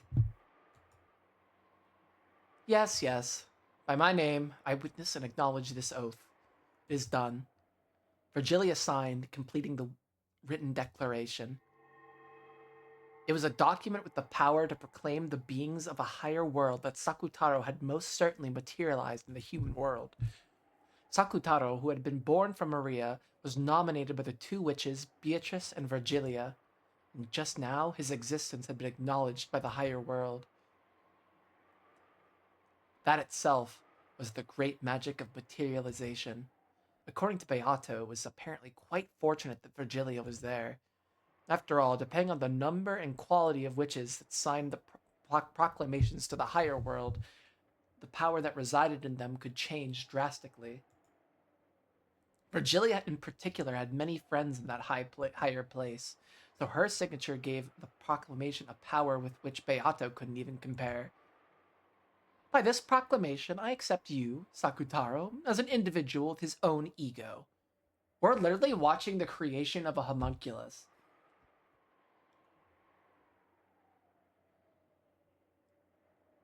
I think that's so fucking interesting.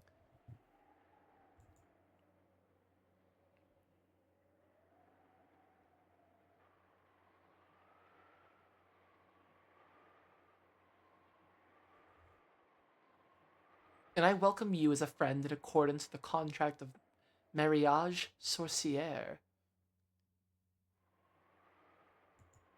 From now on, Sakutaro is our common friend. And for that, I shall bestow upon you a fitting form as a gift. Accept it.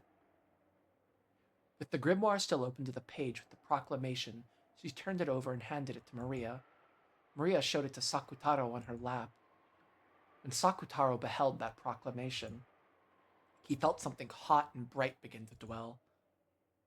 In his body made of cloth and cotton, even as he looked around, nervous at this situation he'd never felt before, that power strengthened. And eventually a bright light completely swallowed him up. Yeah, this is what I spoiled for myself the other night when I saw the picture of like human Sakutaro. Uryu? Uryu? What? Okay. I didn't get that good of a look at it though. I immediately closed out. He's so small. He's gonna go like right there.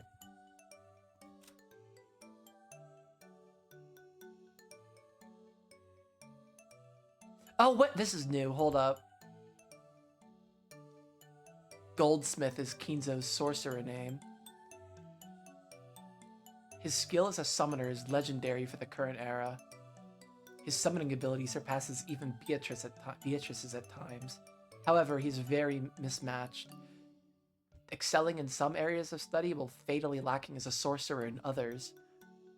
Magic with enough power to reheat a cup of black tea may be beyond him, but he's capable of summoning demons with magic strong enough to boil the sea. The source of his magic is found in arithmetic miracles, and his magical compendium is unique. Later on, even Beatrice took note of this and rearranged her own compendium accordingly.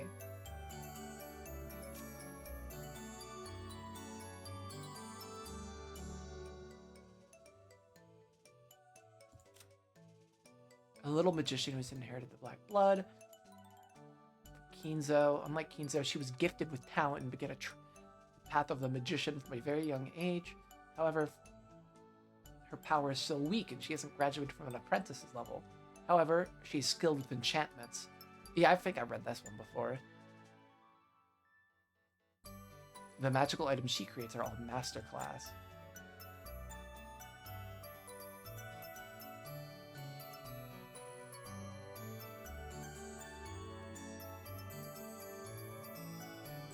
They are not understood.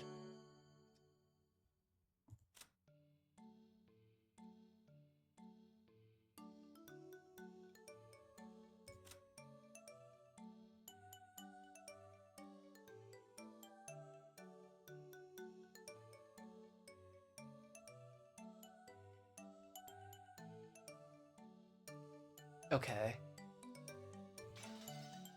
Do I have to give him a new voice?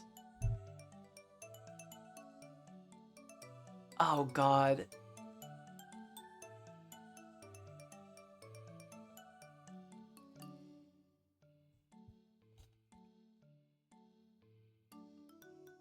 I feel like, okay.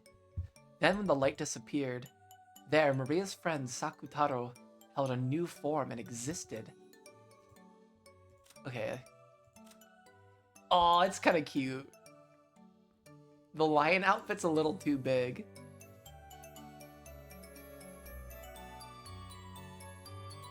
What is mariage sorcière? Marriage. Someone cosplayed as Sakutaro for the convention that Ryukishi was attended last month, and it was amazing. Oh, that's great.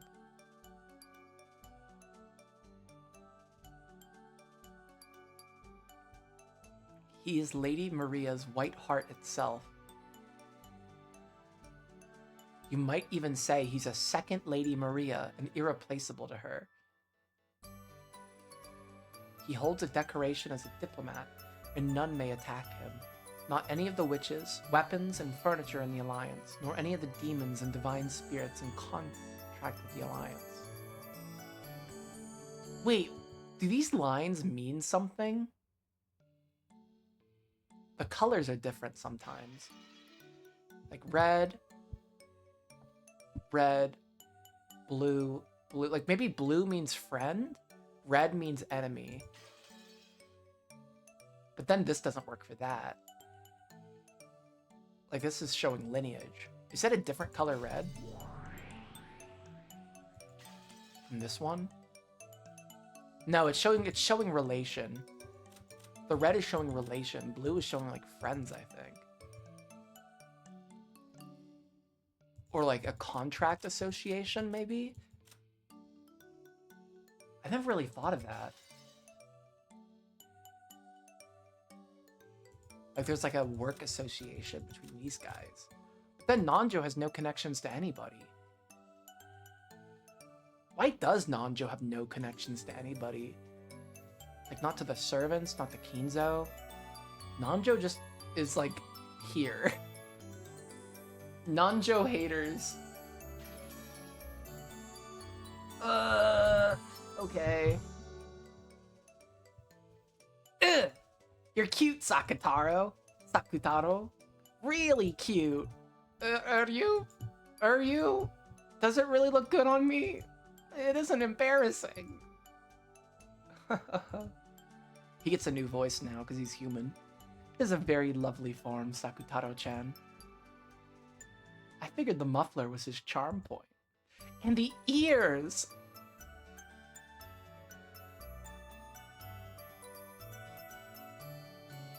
I figured the muffler was... Oh wait, and the ears. Animal ears sure are nice, truly cute. Let me look at this.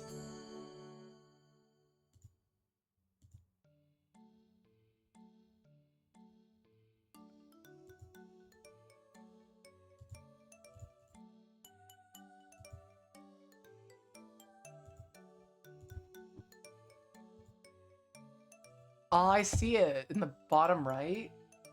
Oh, that's so cute.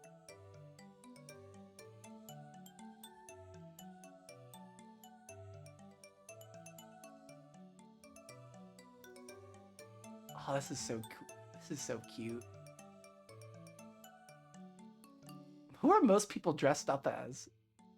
Oh, there's a guy dressed up as Shannon. Some Lambda Deltas. Some Marias. I think that guy's dressed up as Ronove. That's cute. I love that.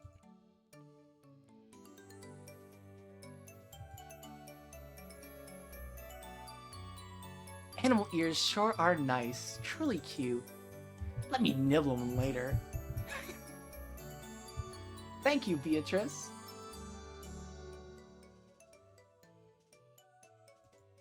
Thank you very much for the wonderful present. There's no need for thanks. This is out of respect for your wonderful magic and your friend. And now that you have reached this level, it would not be odd for you to graduate from being an apprentice at any time. From now on, I shall instruct you on even more new and fun magic. From this point forward, you may call yourself an apprentice witch of origins. Would you like to live deliciously? A witch of origins? Indeed. It is the title of a witch who seeks to become a creator. Right now, you are just an enchanter, a magician specializing in forms of magical enhancement, who has only enough strength to breathe magical power into the small objects around her. But after 1,000 years of training, you could conceivably use that magical compendium that resides inside your heart to create a galaxy. The talent of a witch of origins is very rare. Even though everyone has it when they are young, no one can continue to hold on to it. This title is also proof that you have not lost your untainted heart. Ugh! A witch of origins! Awesome! I'll become one! I'm Maria, an apprentice witch of origins. Maria, that's so incredible! A witch of origins! Incredible! Amazing! What are you? Eventually, you'll be able to call yourself a full witch, Lady Maria, Witch of Origins. It may be a good time now to give not only Sakutaro, but you as well an apprentice fitting for your rank. Here.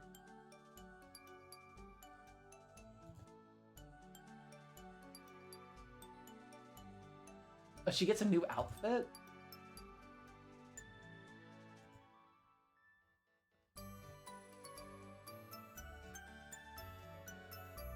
I shall give you a proper outfit for one who, while still an apprentice, is worthy of using the title of a witch. Please upgrade her fit. Upgrade her fucking fit. When Beato waved the pipe that was her cane, many gold butterflies that had appeared out of nowhere grouped around Maria, giving her a wonderful dress. Fit upgrade is... it's okay. Does it have roses on it?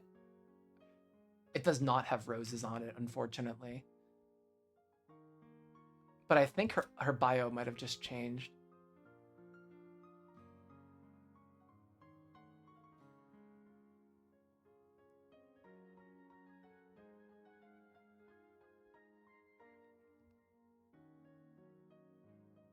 Alliances. The Witch of Origins, who will live for 1,000 years in the future. She holds the motherly magical power to give birth to a 1 from a sea of 0.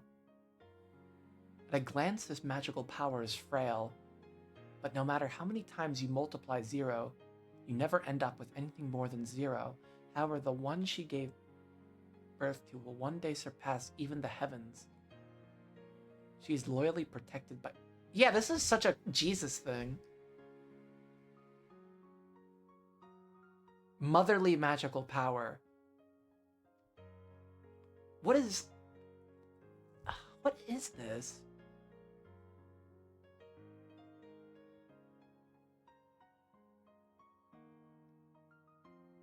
How am I supposed to recognize? Is Sakutaro just gonna like have a Jesus moment where he crucifies himself so that the whole family can live? Is Sakutaro the 18th person? Sakutaro's not even on the fucking island.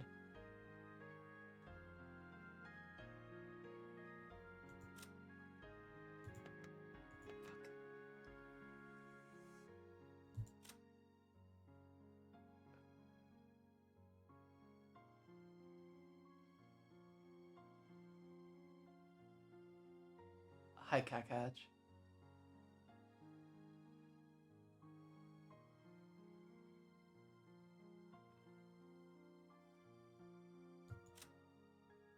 Maria's is literally just the Madonna now. It certainly was fitting for the girl who would eventually take the name of the Witch of Origins, combining both cuteness and dignity. Oh, that's cute. Amazing! Awesome, awesome, awesome, awesome! Cute, cute! I want to show these clothes to Mama, too! Can I? The full dress of a witch must not be shown indiscriminately. Its value increases if you're stingy with it. Then the Great Witch, the Witch's apprentice, and their new friend Sakutaro enjoyed a lively tea party.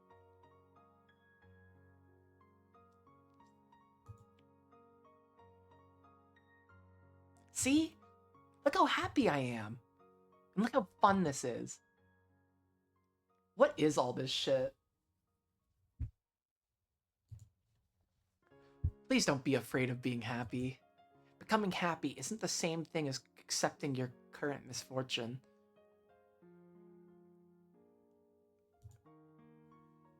It means creating a new happiness out of your current misfortune. That is the magic of origins. I didn't want to acknowledge my current world. I couldn't bear to accept such an isolated and painful world. That's why, even though I was entranced by your world, Maria One-chan, I couldn't cross the final line. I'll teach you about my magic of origins. No, I taught you before, right? And you used it before. Did you forget?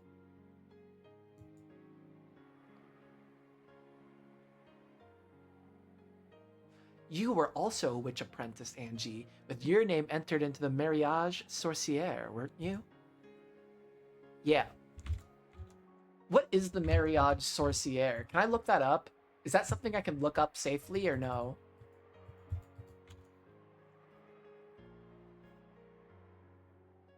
Is that like an actual occult thing, or is it Umineko spoilers that I shouldn't touch? Or both? That was true. Mariage Sorcière. That takes me back. I also had my name entered in there at one point, didn't I? What the fuck is the Mariage Sorcière? I guess they're about to explain it to me. Where's Battler to call out all this fucking bullshit?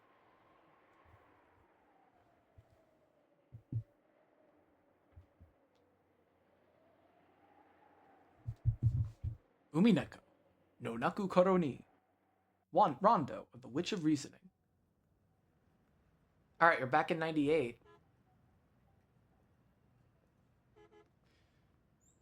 Okay, back with Juza and Angie. Yes, I will never forget that. It happened in April of 1987. The bite of 87?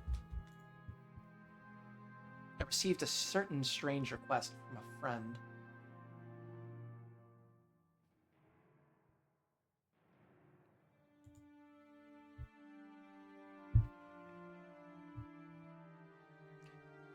There was a large collection of books, the former possessions of a very rich man, that were being sold in an auction. And it was thought that some of them might have been extremely valuable to the study of archaeology and folklore, as well as in an occult sense. So this friend wanted to witness their worth confidentially. That was 87, half a year after the crime of Rokonjima. Correct. I was explained that those books had escaped the disaster at Rokonjima. The owner of the island, Miss Shirimiya Eva, had put them up for auction.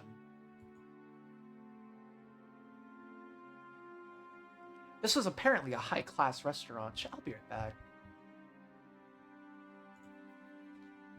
I'm sorry.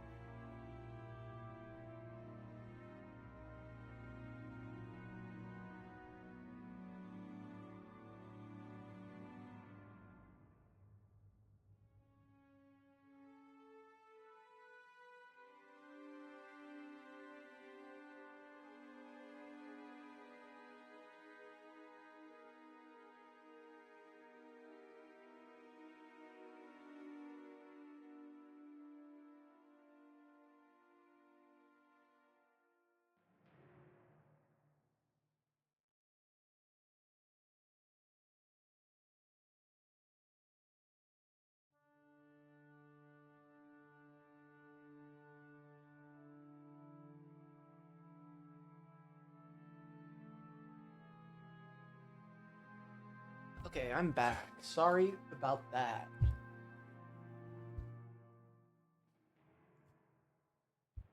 I gotta take my socks off. I hate socks. This is apparently a high-class restaurant. A middle-aged man was sitting across from Angie in a secluded and quiet seat. Amakusa could be seen by the entrance. He was probably keeping a lookout for pursuers from the Sumadera family. Ew. Goda? Goda, is that you? Goda's father? Goda's brother, actually. Goda's son.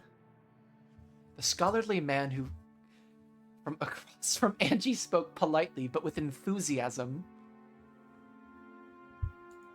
He didn't lay a finger on the food in front of him, so you could tell how excited he was as he spoke fervently. He was a professor at a certain college, and particularly well known as an authority on Western folklore. However, among his life works, that was only in a convenient exterior. His true life work was the study of occultism, Western magic, alchemy, and everything else to do with the occult, as well as demonology. In short, he was the person in the best position to understand the details of Kinzo's research.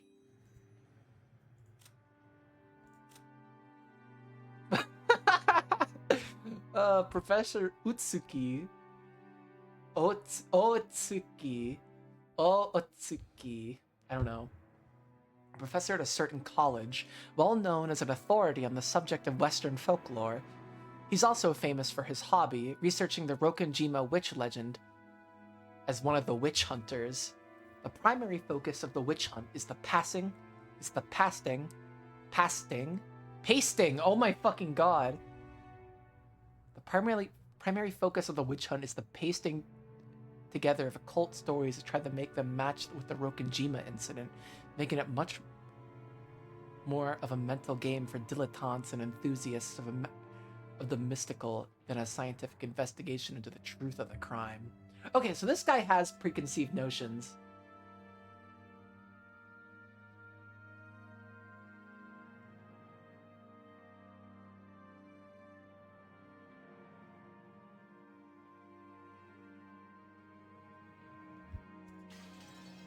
So this guy definitely thinks magic's real. Maybe. It's very likely. He's either totally one way or totally the opposite. First... Oh god. No. I feel like I have 3 voices I use for every character.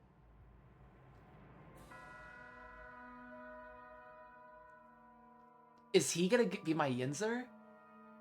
Yeah, I'm gonna give him a Yinzer accent. Fuck it. First, what I learned by... No. Wait. First, what I learned by appraising those books is that Mrs. Shiramiya Eva had absolutely no education on the study of folklore.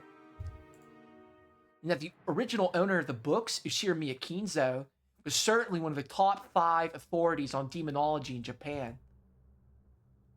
April 1987. A major city antique shop obtained a large quantity of ancient documents that were thought to be of high historical value.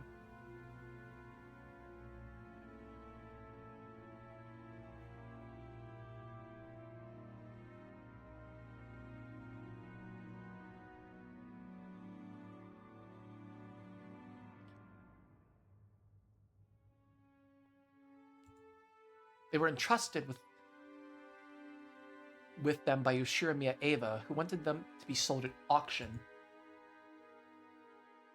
At the time, it was thought that Eva would succeed the Ushiramiya family and have all the wealth to herself, as the only survivor. However, at that point, not even half a year had passed since the accident, and the others had not been missing long enough to be presumed dead, even under extraordinary circumstances. Missing? What do you mean, missing?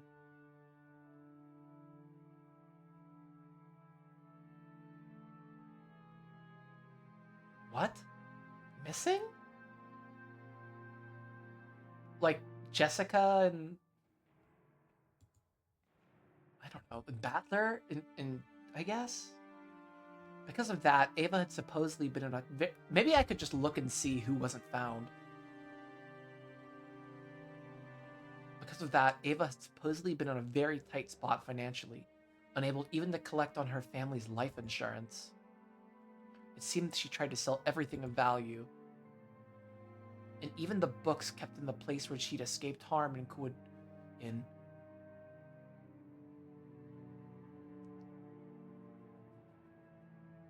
Kuadorian were used for this purpose.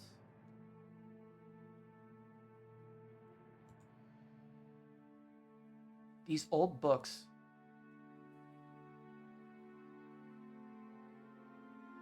which would eventually be called the Ushiramiya Library, were later gathered from antique shops by authorities in the field so they could be appraised, and those authorities were astounded.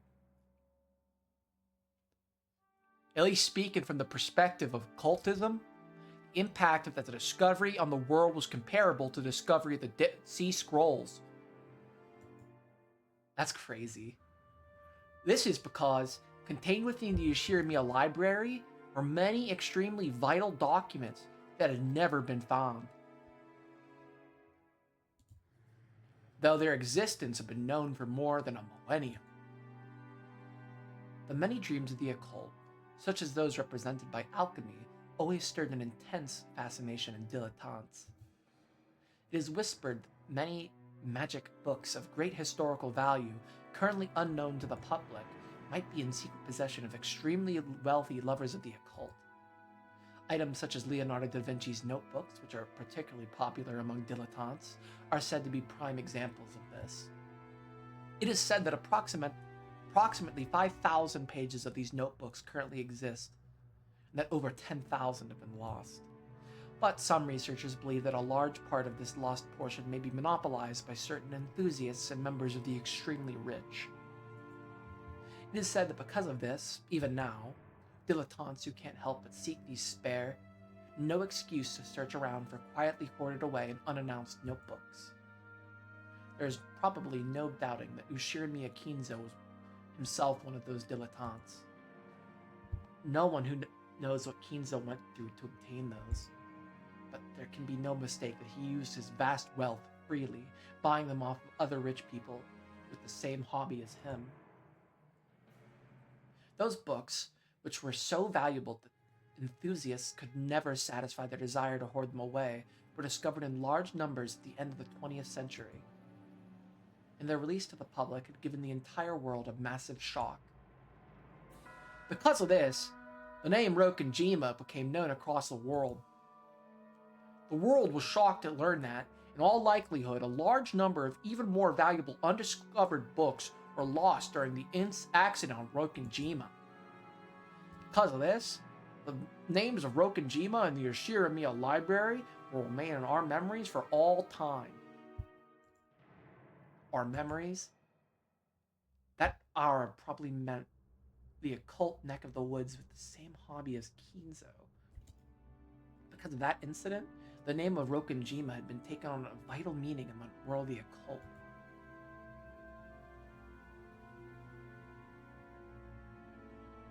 There certainly had been a lot of reporting on the accident on Rokkenjima itself, but not on an international level. However, this one part had spread across the world, taking the image of Rokkenjima as a small island in the Izu archipelago and painting it over as a demonic island where riddles, suspicion, mystery, and the occult met. In other words, until Kinzo's library was leaked to the public by Ava, Rokkenjima had merely been a nameless island that no one could remember, and certainly not the island of a witch. However, when knowledge of the Ushiramiya Library spread all over the planet, Rokkenjima's image immediately took an occult twist. So this is like, once again, the whole theory that Ava kind of created the mystery of Beatrice to because creating belief in the existence of a witch, of Beatrice, is what gives her power. What happened next was the discovery of that message bottle. That's what turned that island into a witch's island. A nameless island in the Izu archipelago began to transition into an island of the occult, the island of this mysterious witch Beatrice. You might say that lacking either Ushirimiya Library or the message bottle, the Rokenjima witch legend would never have been established. A message bottle? Yes, a form of communication to an unspecified target by throwing an empty bottle with a letter sealed inside it into the sea. It was once famous as a way of sending an SOS from a deserted island, but because of the influence of a certain prominent foreign detective novel that we can't name, for copyright reasons probably, it has also become known as a method of confessing the truth after one's own death, like a time-delayed will. The case of the Rokenjima message bottle was certainly one of the latter. This is the thing everyone says a fisherman on a nearby island picked up? Correct. We learned that a young fisherman on Shikinejima picked up a wine bottle with a letter in it. This young fisherman kept it just out of curiosity. Then, because Rokenjima had fallen under the world's attention due to the Shirimiya Library, he announced his discovery. Is there any chance it was a fabrication made by the fisherman? Of course, you weren't able to deny that possibility. The scraps of paper in the wine bottle were signed by a certain member of the Ushirimiya family, a girl named Ushirimiya Maria. However, after looking at the writing on her former belongings, it was confirmed that this message was written in a different person's handwriting. Whoa. So Ava wrote it. I think Ava wrote it and disseminated it on purpose. Or is that what they want me to believe?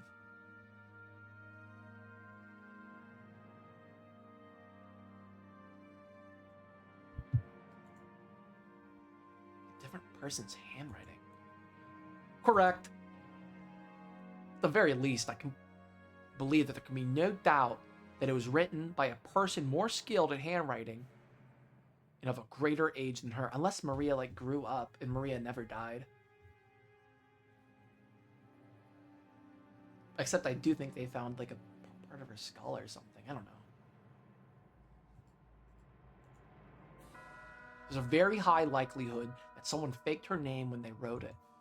Therefore, at that point in time, the contents of those scraps of paper were thought to have a very low credibility in it. However, later on it was confirmed that a similar message bottle had been recovered from the nearby ocean on the day of the accident by the police in the search for lost articles, and this caused a sensation. What the fuck? There's two?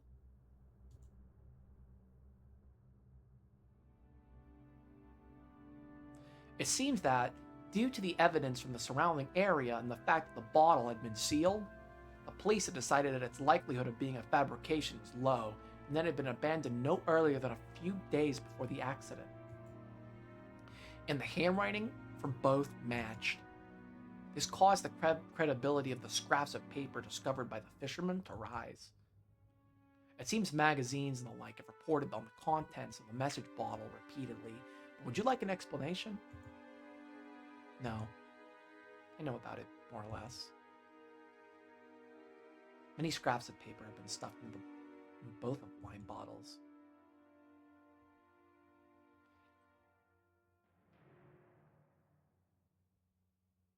What the fuck? Okay.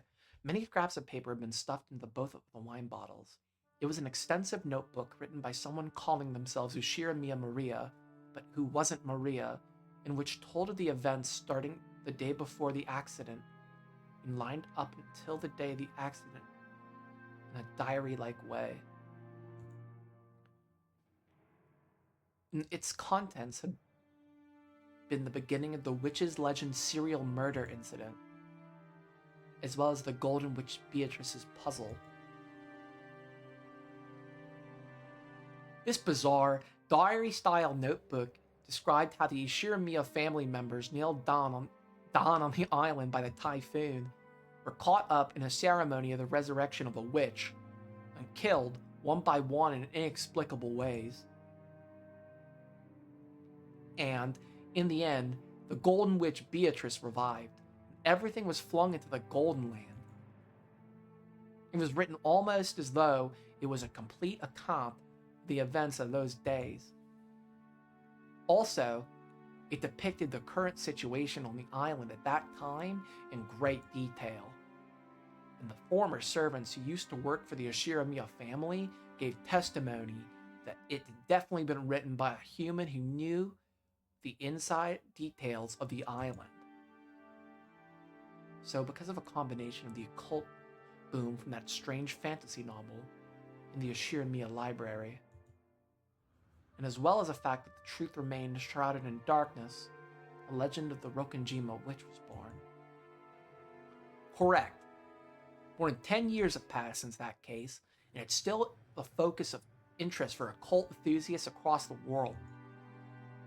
No, to the contrary, you could say that it has become increasingly deified as time passes. There are still many enthusiasts who try to secretly land on Rokenjima. I need to give a character an Australian accent. Holy shit, that almost like flew out. I need to give a character an Australian accent so fucking bad. Yeah, I'm definitely giving a character an Aussie accent. We're going to the witches on Rokenjima. Oi, crikey, it's a witch.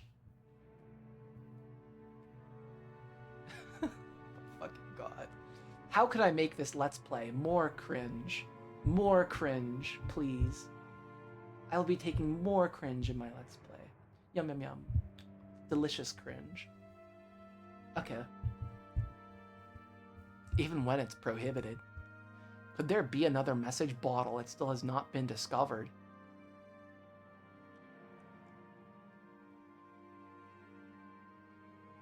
Is there any difference between the two message bottles? Is there a third one? Are the message bottles like corresponding with each episode? I don't know. And on that day, what really happened on that island? There's still much to be discussed. As though he had finally remembered that he'd been going on and on for some time, the man took a gulp of water. His potage was getting cold, but it seemed that the man's hunger had already been blown away. I'm pretty sure I heard that the fisherman's scraps of paper and the police's scraps of paper had completely different contents. Yeah. So one's going to be about episode 1 and one's going to be about episode 2. So there is going to be a third bottle. But the question is, where is it?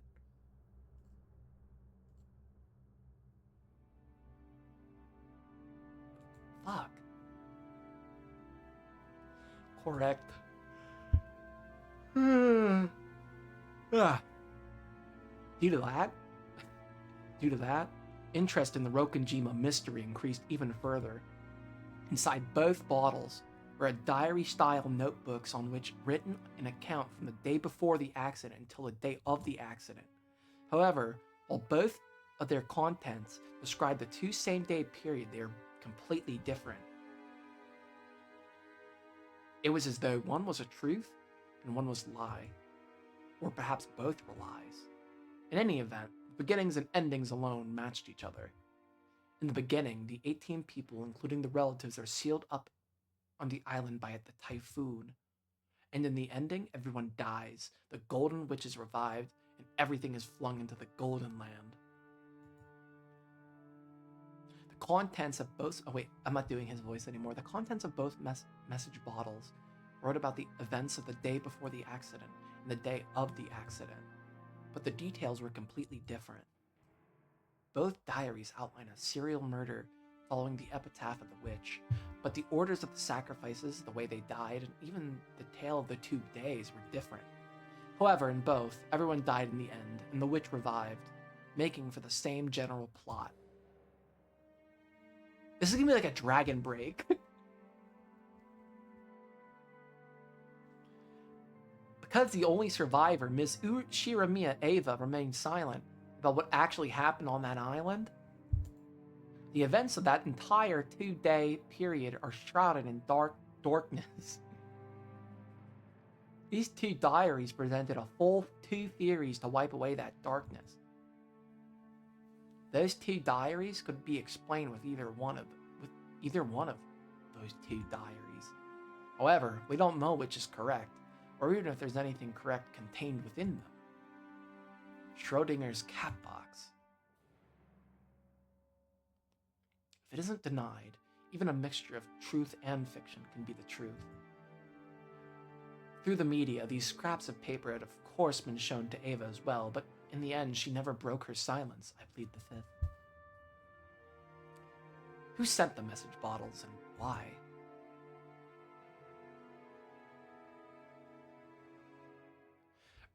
Earlier, in their special issue for the crime's 10th anniversary, a certain magazine took the topic up for discussion in a grand manner, didn't they? The theory seems to be that theory seems to be the one garnering the most support lately. But it is rather dull. He's gonna say there wasn't actually 17 people. Kinzo was already dead. That's gonna be the theory, he supposes. What happened on that island on that day? Considering this question is the true charm of the witch hunt. The witch hunt. Yes, the Rokenjima witch hunt is the name of the group of enthusiasts who try to explain the truth of the crime from an occult perspective. Discussion of the mysteries that surround Rokenjima, from the Ushirimiya Library to the mysterious 2-day period to the legend of the Golden Witch, is flourishing even today among enthusiasts. For the 10-year anniversary, an international convention was held in New York. I also participated as a representative of Japan. I was able to intermingle with zealous overseas witch hunters in many ways. Witches are a very popular category overseas. The age span of the participants stretched from elementary schoolers at the bottom all the way to the famous cultural figures at the top, like Graham Hancock or George Tsoukalos. Even in Japan in recent years, there was finally... You probably don't need any more explanation, but he's one of the most famous Rokenjima witch hunters in Japan. Even though I didn't ask anything more, he kept continuing on excitedly, all by himself. As I swirled the thin film of my potage with my spoon, I shrugged my shoulders and sighed. Looks like researching about the message bottle really was a waste of time. No, if there's one thing I found,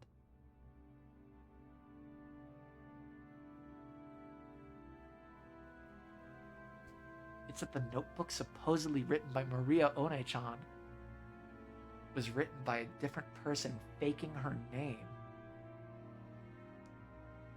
What?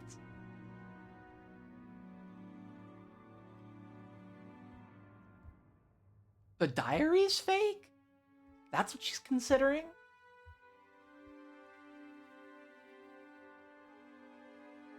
Then I guess Rosa would have written it.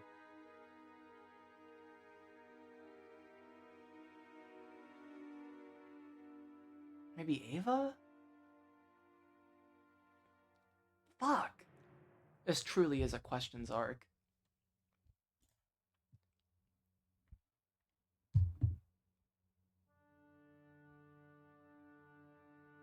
And that person wrote up an occult legend on their own, put it into the bottle as though it was the truth, and threw it into the sea. I have a question. Why would they go to all the trouble of writing so much in order to prepare a suspicious letter like that? With a message bottle, there'd be no guarantee that it'd ever pass into anyone's hands. If their luck had been bad, it could have sunk in the ocean, never to be seen by anyone. And even if someone had picked it up, they might have not cared about it and thrown it away.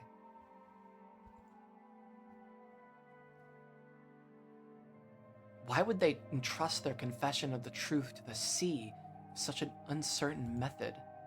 And why would they write up multiple differing tales? If there'd been one message bottle claiming that its story was the truth might be reckless. If there'd been one message bottle, claiming that its story was the truth might be reckless, but not impossible. However, because there were two, that made both of them doubtful. If someone was plotting to make out those 2 days to be the work of a witch, then they really did go one step too far. And because they were and because there were two, it suggests that an undiscovered third one, or even more, or, or possibly even more, might exist. In other words, the two differing contents make both of them harder and harder to swallow. But despite that, the contents of both matched in a way that they told. But despite that, the contents of both matched in that they told of a witch in a tale. So, is that the main point of the writer wanted to get across to us? It seems to me that the only possible explanation is that someone who wanted to give rise to an illusion of a witch carried out this crime for their own enjoyment. However, the 17 people, other than Aunt Ava, lost their lives, and a vast wealth, or maybe even 10 tons of gold, had moved around secretly in the darkness. It doesn't feel right for a confession occurring after all that to bring up this illusion of the witch. Even if we ignore the magazine's theories, it's very doubtful that the message in the bottle really was a diary. After all, the amount of writing was massive. It's hard to imagine that someone actually caught up in the middle of a serial murder like that would be able to calmly write it down. In that case, it's probably more realistic that this diary was written slowly over a long period of time, up until the day prior to the accident. In that case, would it mean that everything on Rokonjima was a planned crime, with everything prepared for over a long stretch of time? The fact that Aunt Ava left this world without saying anything is infuriating. Umineko! Hi, Eric. She definitely said it on her deathbed. She definitely said that her reason for not telling me the truth was because it was her best way of harassing me. Yeah, by now it's painfully obvious. I'm on best behavior this time.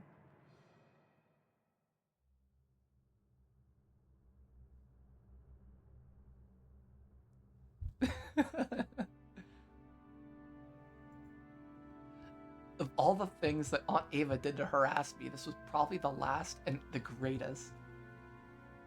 But thinking of it this way, it's pretty doubtful that Aunt Ava is the true culprit. Of course, that's not the case. That's not because the handwriting on the message bottles was different from Aunt Ava's or anything like that. Yeah. It's because in both tales that were discovered, Aunt Ava was included among the victims. Yeah, so this is from episodes 1 and 2. What the fuck is going on?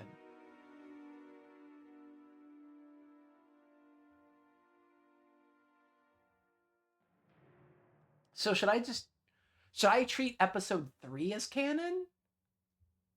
Umineko! That's how I feel. And I'm given a lot of confusing fucking evidence. Should I only try to solve the third one? Fuck.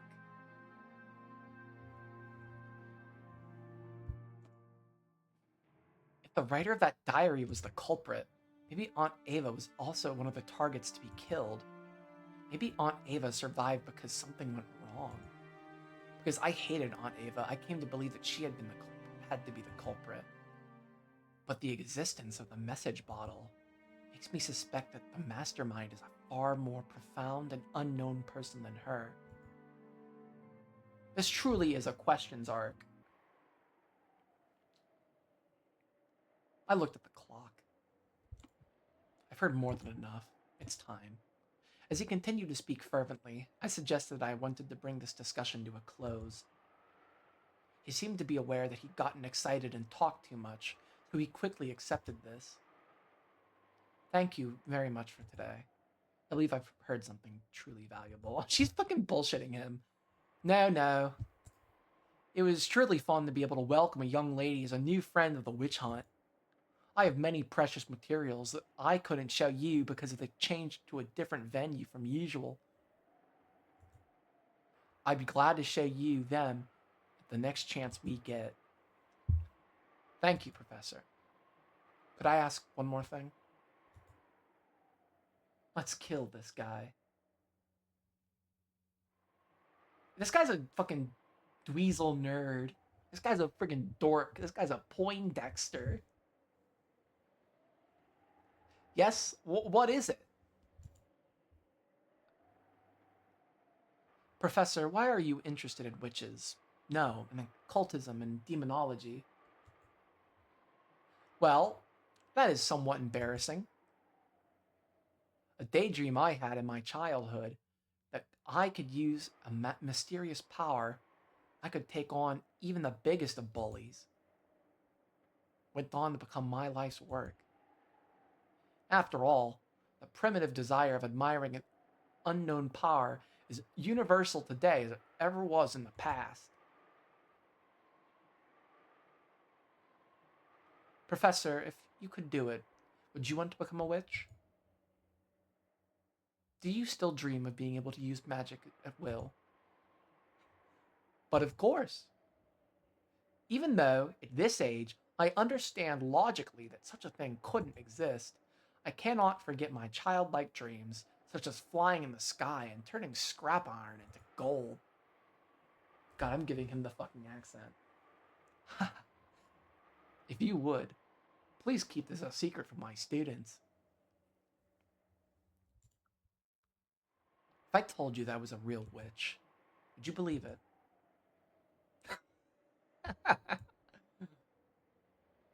My pet theory from my few experiences with women is that they're all witches. But this also puts Coven theory back in the fucking table.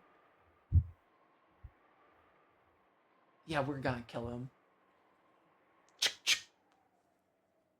This dude's a fucking total geek. Angie snorted at the old professor, who must have been an earnest scholar with barely any experience with women. Yeah, yeah. And one final question. Why is gay boy being flagged? Let's have some fun, Twitch chat. Jeez.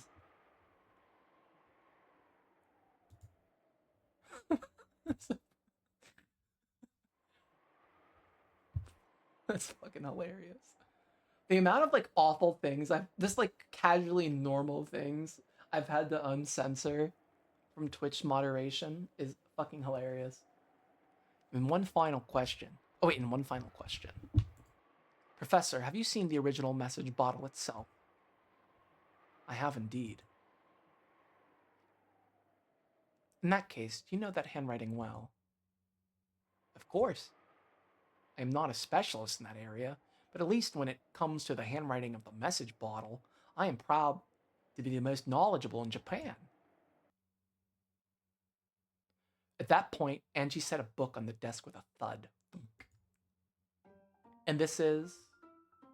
And this is. I've never seen it before. He prided himself on his thorough knowledge of all literature related to Rokkenjima, and he looked bewildered at this binding that he hadn't seen before. Ignoring him, Angie silently flipped through the pages, opened to one of them, and showed him. On that page was a handwritten paragraph beginning with, "To my beloved witch apprentice." And at the end, there was a signature in katakana that said, Beatrice. This is. The instant he glanced at it, his face went pale. She knew the answer before asking, but Angie asked it aloud anyway. Does the handwriting in the paragraph on this page match the handwriting in the message bottle?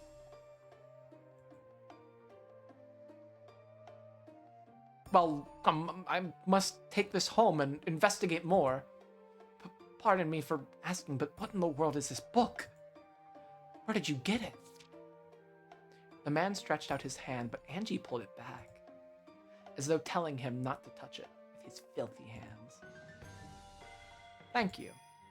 Just that reaction is all I need. Thank you very much for today. So it is Beatrice's handwriting.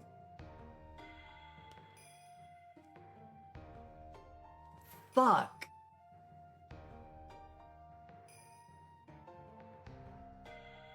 This is really questioning my arc right now. This is really spinning my chessboard. I need a corkboard and yarn. Yeah, I'm about to get fucking absolutely conspiratorial with this shit.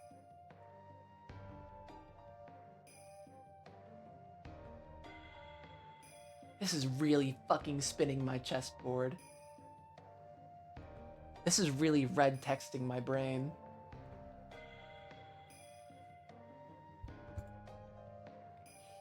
Here's the reward I promised. As she stood up, clutching Maria's diary, Angie carelessly tossed a wad of 10,000 yen notes wrapped with a strip of paper onto the table. As Angie turned her back to him and made to leave, the man raised his voice as though clinging to her, but Angie didn't stop walking. We have to flip the chessboard. And under the chessboard, it's fucking checkers. I beg you. What in the world is that book? I don't need a reward. Show me that book. Both you and I are in the witch hunt, but it looks like we aren't pursuing it at the same level. You're entertaining yourself outside of the cat box, and what I want to know about is the inside of the cat box. And this book is the key to opening it. It's too good for you. Well then, good night, gentlemen. Have a nice day. Please wait, Sumadera-san. His voice didn't reach her. She'd already joined up with Amakusa and gone into the car. She's so cool. She's badass. Did you find anything? Only at the very end. I was right. The one who wrote the message bottles was Beatrice herself. Cool. So you've concluded that the witch actually exists? He's so boy band. He's kind of like a pirate. Actually, at 1998, he fits in.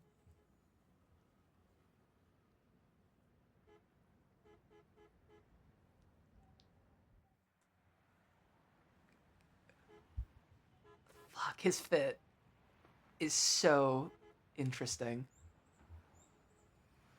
Also, I'm still not over the fact that he worked for BlackRock, in the French Foreign Legion.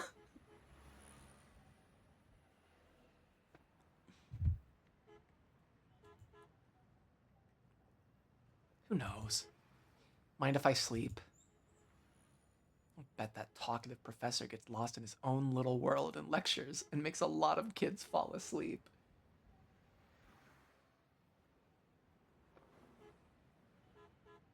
Military history is important. That's hilarious because, like,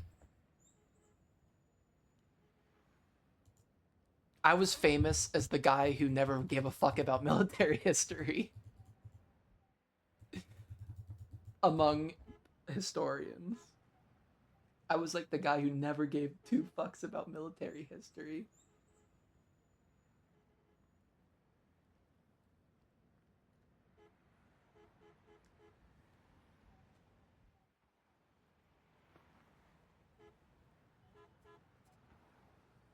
I had some good history professors.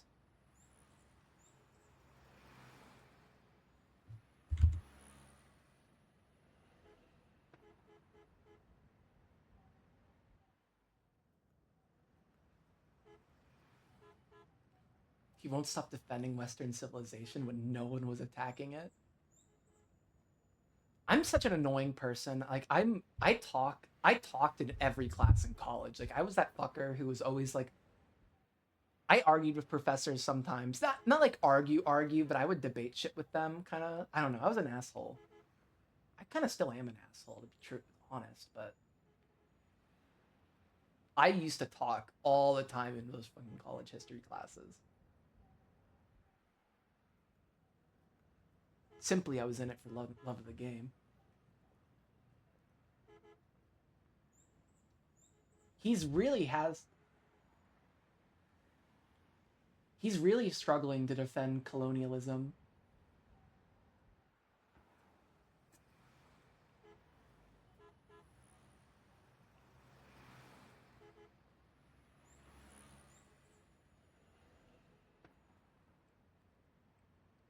I had this one economics teacher I used to like go back and forth with.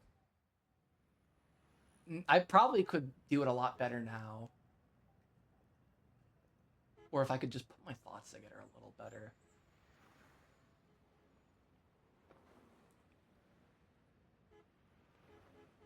But professors are always just like such idiosyncratic people.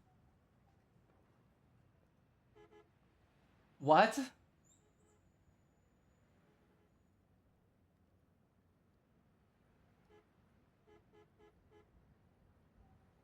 You?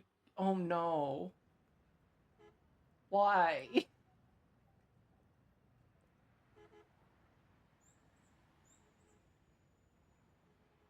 Oh no! He's literally doing the he's literally doing the what about the Ottoman Empire? They had slaves. Or what about the Mughals? They had slaves. All of human history has had slavery, so why are we focusing just on the Western one? That's literally what he's pulling.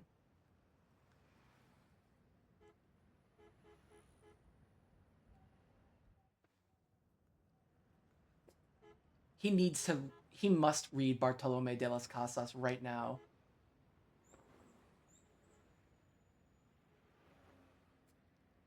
Get that fucking bread, Eric. Fuck that guy.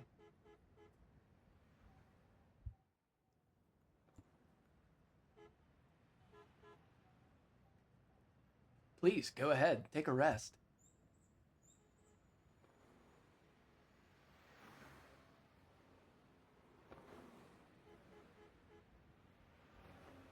I also never studied in school. In college, I didn't really need to study.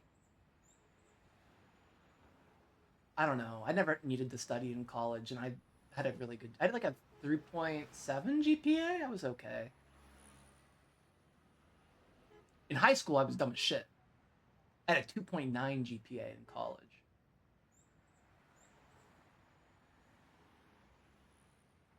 Or in high school.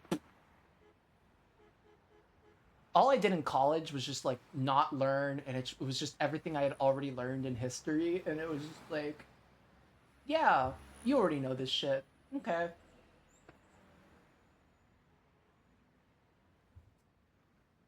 And I was never challenged, and I don't think I ever challenged myself. I wrote some okay papers. Still, that went really well. That guy believed I was a Sumadera until the very end.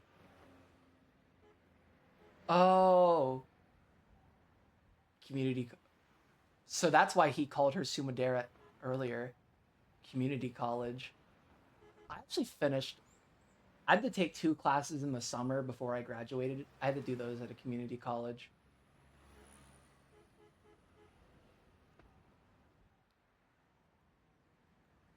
I kind of wish I had done more classes at community college because it's actually cheap and affordable. I think I could have taken. I think I should have done 2 years of community college and saved a lot of money.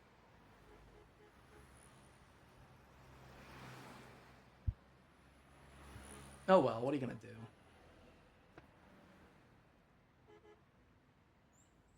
The Sumadera family had set up a web beforehand around my any people Angie might try to contact.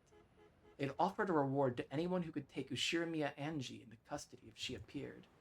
Angie had foreseen that and had snatched it away. She had called herself Sumadera, and after cleverly tricking the man by saying her own subordinates had set up an ambush so she didn't need to worry about it, she had taken him outside.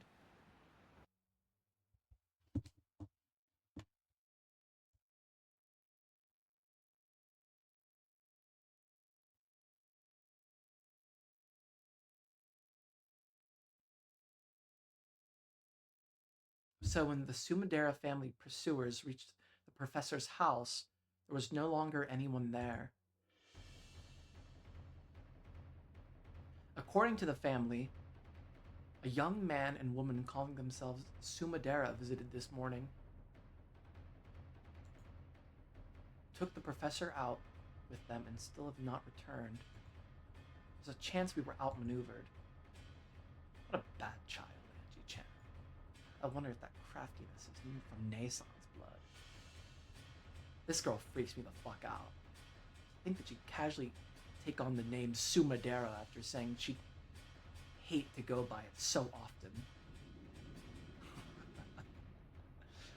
The professor should be returning soon. When he does, we must serve him some tea. Yes. Malevolent Kairi. Evil Kairi. Kairi with a bindi. I don't know why she's wearing a bindi. Yes, understood. I wonder if she thinks she's leading me around by the nose. What a naughty child. With a demonic look on her face, Kasumi violently stamped her heel. This girl's crazy. Maybe it's a mole. Maybe it's like a third eye, and it's gonna like open and like she's gonna shoot like a magic beam out of it or some shit. I don't know. It's like that one guy from Avatar with the fucking combustion head. It's gonna be her. It's gonna be fucking so sick. I'll teach you. I'll teach you about my magic of origins and how I'm shooting laser beams out of my head. No, I taught you before, right? And you used it before. Did you forget? You were also a witch apprentice, Angie, with your name entered into the Mariage Sorcière, weren't you? Oh, I'm gonna look it up, but I'm gonna like keep an eye. I'm gonna like squint my eyes. If it's Umineko related, I'm just gonna. Oh, it's an Umineko thing. Okay, no spoilers were given. I just wasn't able. I had to like squint. I had to like squint to make sure. I did not see anything. I just saw the Umineko wiki came up first. So I looked away effectively. I just had to confirm it wasn't like an occult history thing that would help me out. So I'm not spoiled, I swear. I like closed out of it immediately.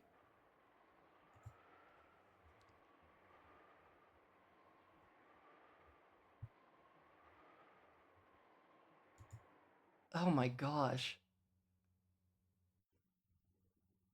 I was also included among the witches, wasn't I? Coven theory is kind of on.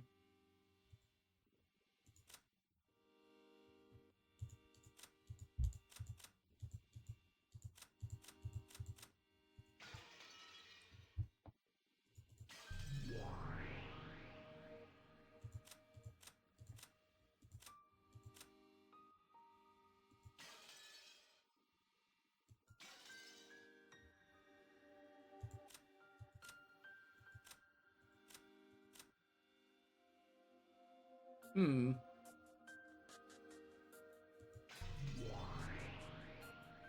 Five witches.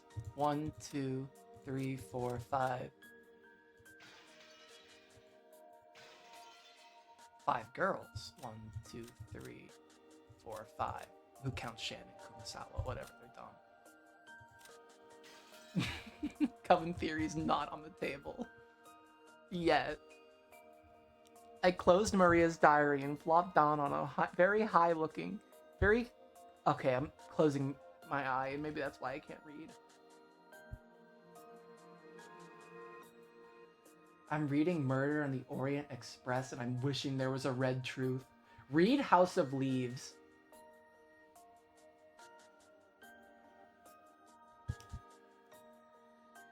House of Leaves is the craziest fucking book I've ever read.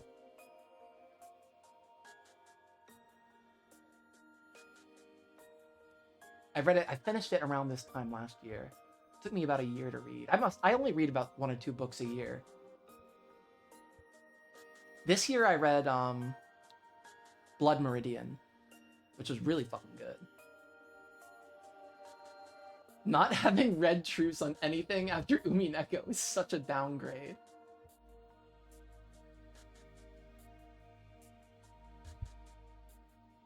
I closed Maria's diary and flopped down on a very high-class looking bed.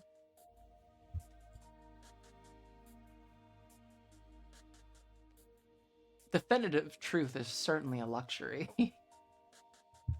I'd slept deeply for a long time in the car, so it took longer than usual for drowsiness to set in and read the diary as I waited. And I read the diary as I waited. This was a super expensive hotel in the city. Since it was often used by the rich and the famous, they were very big on confidentiality. That made it very convenient for Angie to escape her pursuers. None of those books have a fighting game, and Umineko is 3. What does that tell you?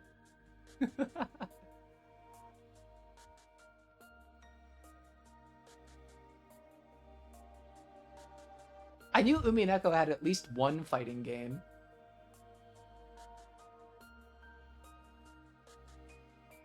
Oh, 3 versions of the same game. I feel like maybe after I finish Umineko, I might do a stream of the fighting game just for shits and giggles.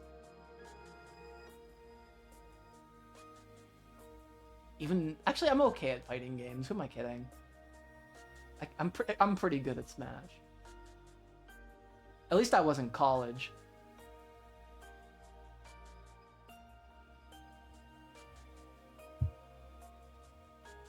Maybe I'm a little rusty now.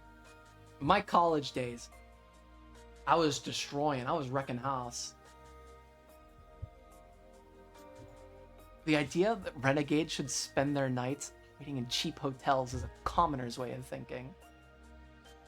Chadwick's roommate is a Melee player. Oh, I remember. I haven't played Melee since I was a really young kid. Maybe I played Melee when I was like maybe 7 or 8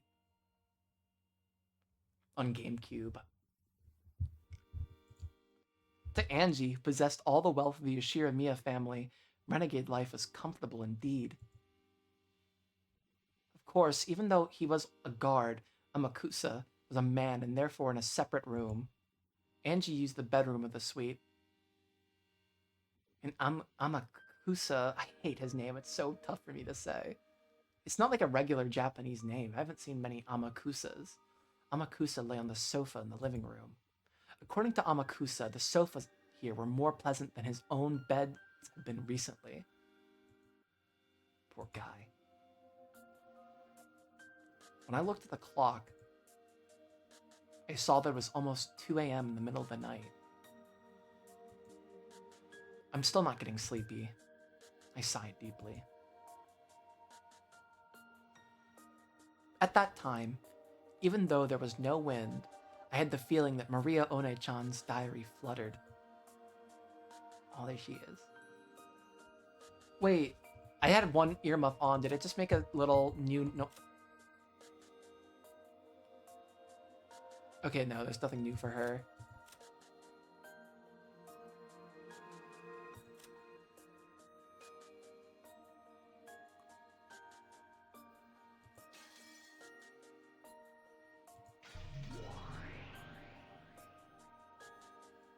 So maybe yellow represents like a magical connection.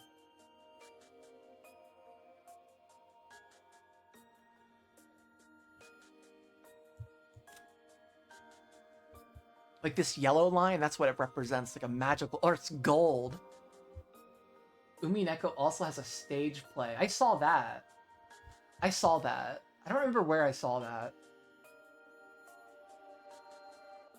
I think I've seen pictures of it, I think. It would be such a good stage play, actually. You couldn't do the whole fucking thing.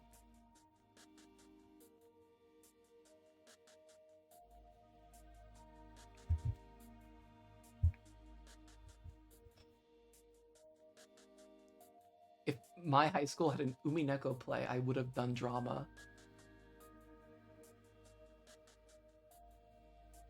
See, I was a band kid, so...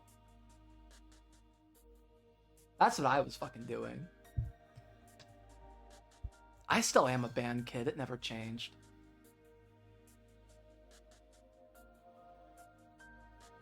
Then One-chan appeared. Her form was no longer the normal one I'd known. She was wearing the dress that Beatrice had given her after acknowledging her as a witch. If you don't get some sleep, it'll be tough tomorrow, right?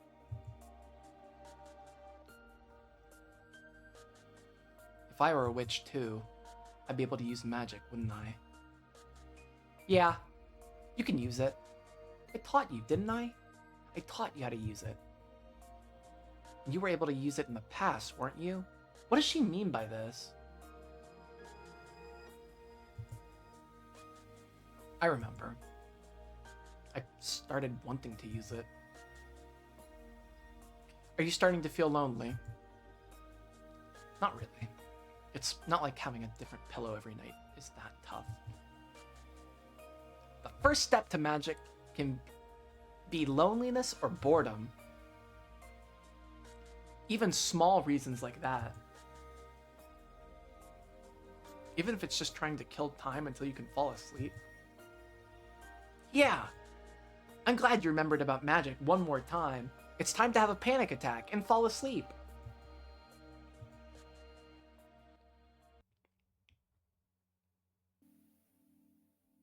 It's been quite a long time since I last used magic.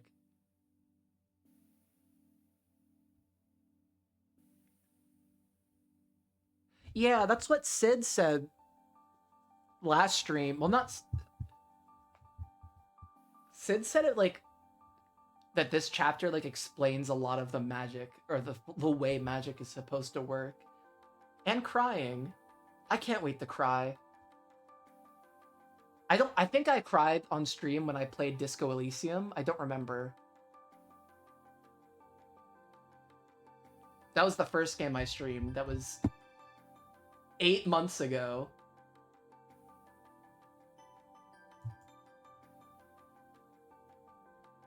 Not that I've been regularly streaming. This has been like the most regularly I've streamed in like ever. Change your name to Seagulls because we're gonna cry.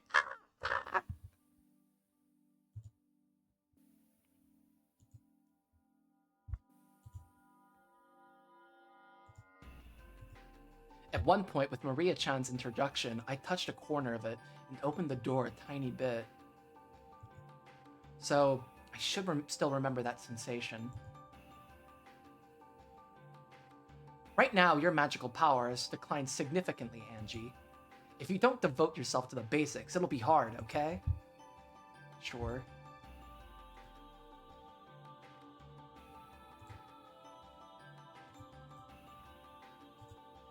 Checking all directions. Securing a quiet space. What about Amakusa-san? He's sleeping.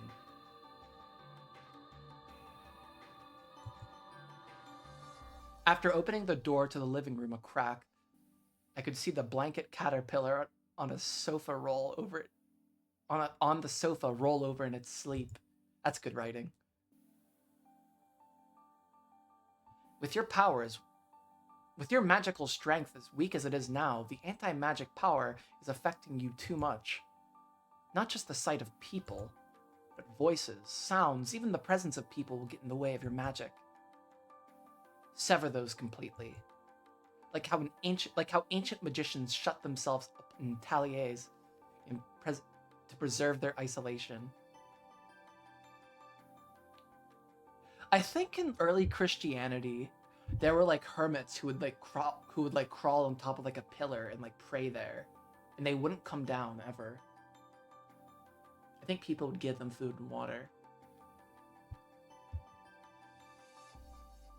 I forget what they're called, but I think it was popular in Egypt, where early Christianity was very popular.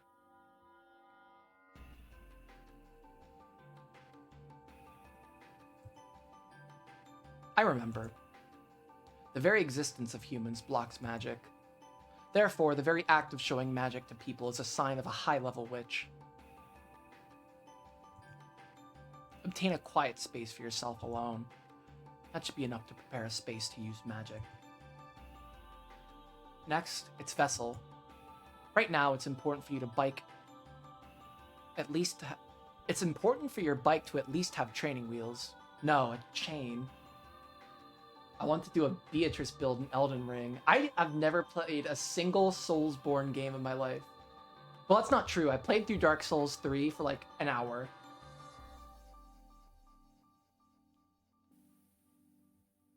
I'm just like I would just give up.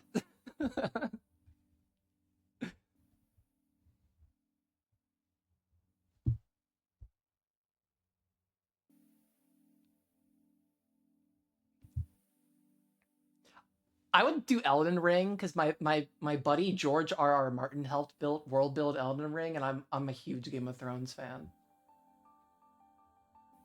And like all Game of Thrones fans, I actually really hate Game of Thrones. I did actually play through like the first 30 minutes of Bloodborne, but I couldn't finish. I couldn't figure it out, and I was stuck, and I was getting my ass handed to me by a bunch of shitties, and I just gave up. Like I was just bad at it.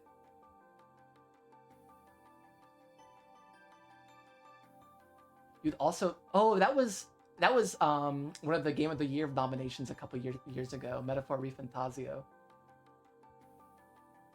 I feel like I do not play many Japanese games at all.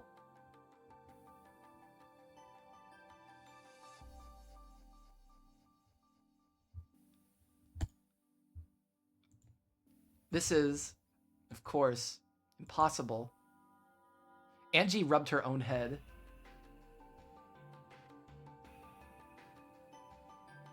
It's a fantasy, but the fantasy setting is like the Enlightenment.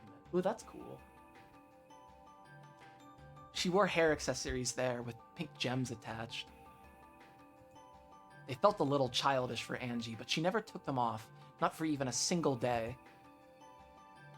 Yeah, it really will be impossible for you now, Angie.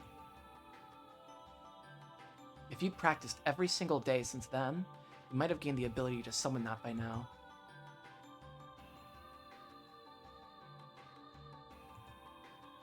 If I were to start training now, how long would it take? It's said that a year of magical training for a child is worth 10 years for an old person. You need a lot of determination. You mean like Ushirimiya Kinzo? So, just like the piano and the violin, getting a special education from a young age is huge when it comes to magic.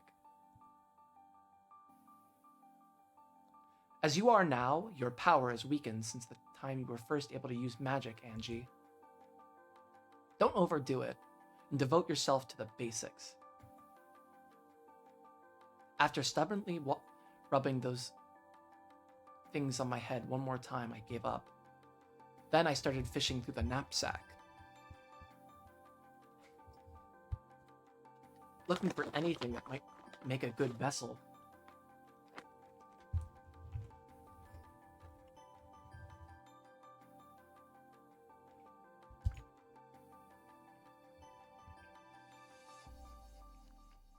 Shouldn't this be a perfect vessel?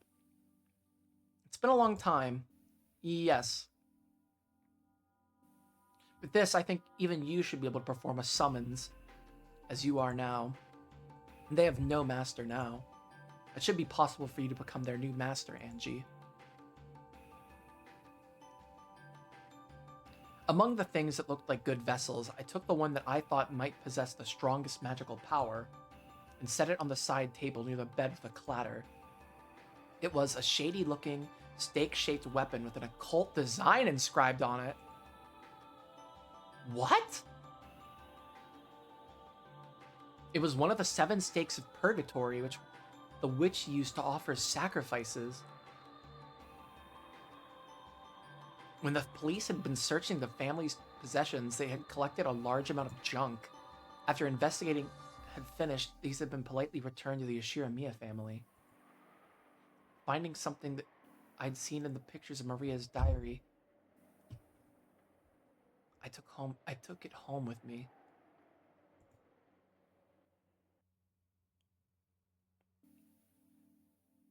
Originally, there were 7 stakes of purgatory. How pitiful. Now she's the only one left. Is it gonna be Envy? One-chan smiled, looking lonely. Because that's it connects to Kairi. I pulled another book out of the knapsack. Oh wait, is this Maria's grimoire and the diary's a separate book? Okay, I thought the grimoire and the diary were the same thing for a while. This was also old-fashioned, and you could tell that it was an occult book. Or is this just Angie's grimoire? But its contents were plain. It was one of... Or does she have multiple notebooks? It was one of Maria One-chan's elaborate notebooks.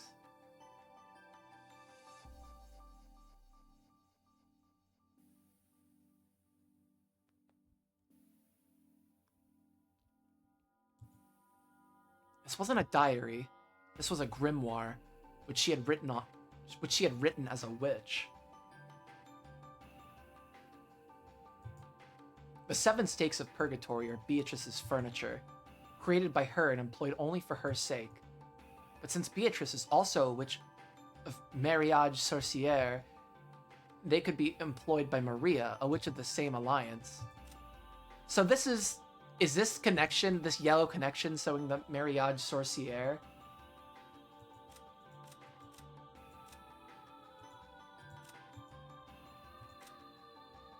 So maybe, yeah, okay. Also, I think it's interesting that whenever they're referring to Maria as a witch, they use the capitals Maria. Like, what's the importance of that? No, I don't want to know what the yellow lines are. I don't.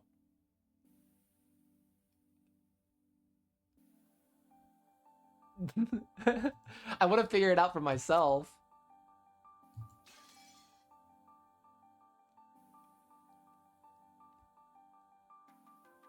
Like red is, I'm gonna guess, lineage. Blue is like a business connection. Yellow's for like a magical connection. And that's where I'm at right now with it. They could be employed by Maria, a witch of the same alliance. For that reason, the method of summoning the 7 Stakes of Purgatory and how to handle them was written about in great detail in Maria One-chan's grimoire. And as another person with their name registered in that alliance, I was also permitted to employ them. Which of the 7 sisters is this stake? Please be Envy. Their characteristics are written about in my grimoire. The sisters of the 7 Stakes really hate it when you get their names wrong. Remember their names well before summoning them. A packed page told of the 7 sisters of Purgatory. It described the 7 sisters in great detail. Yes, I think I memorized almost this entire page once in the past. The more I read it, the more I start to remember. By the pictures and characteristics written in the grimoire, I could tell that the stake in my hand was Mammon's stake. Is that greed? Let me look it up. I have it on a post-it note here. Yeah, Mammon is greed. That's the stake that killed Kinzo on the first night. But I don't have written down who Mammon stuck the other nights. That's all I have written down as the first. Some of them I have others written down, but not for all of them.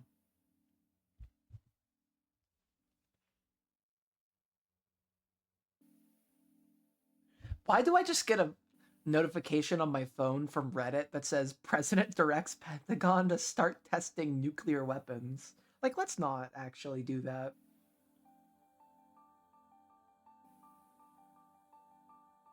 No, well. I could tell that the stake in my hand was Mammon's stake. In the past, I hadn't had any stakes, so I'd summoned them without any vessel. So this was the first time I'd clearly seen any of the 7 stakes, let alone Mammon. It's the only way to keep peace, mutually assured destruction. Mammon, the 5th sister, controls the deadly sin of greed. An incredible kid. Greed also controls aspirations, the desire to improve oneself, and the strength to live. It definitely doesn't only mean bad things.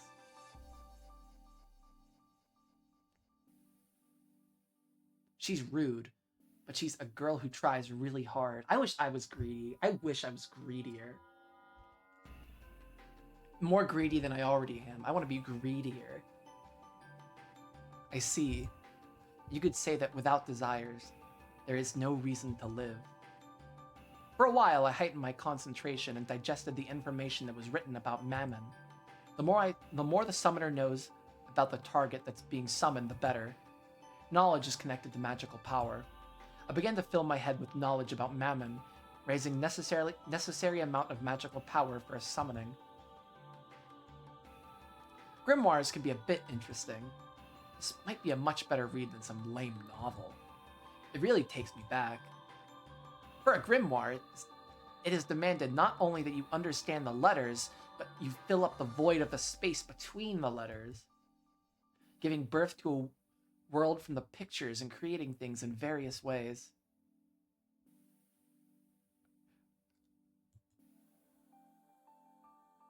The power to give birth to something. For someone who is that, such as you, a grimoire should be more interesting than any book.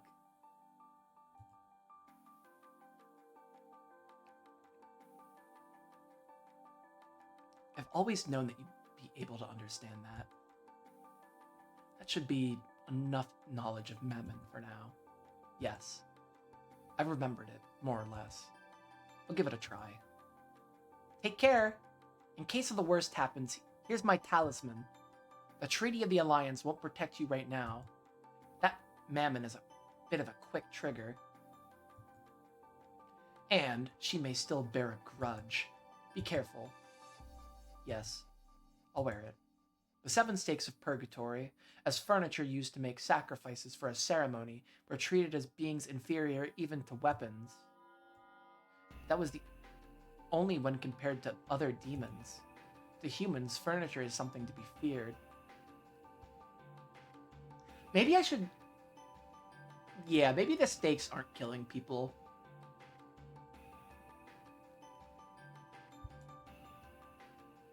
Well, I guess that was already pretty apparent by the fact that half the people in episode 3 had gunshots that were clearly the actual reason they died.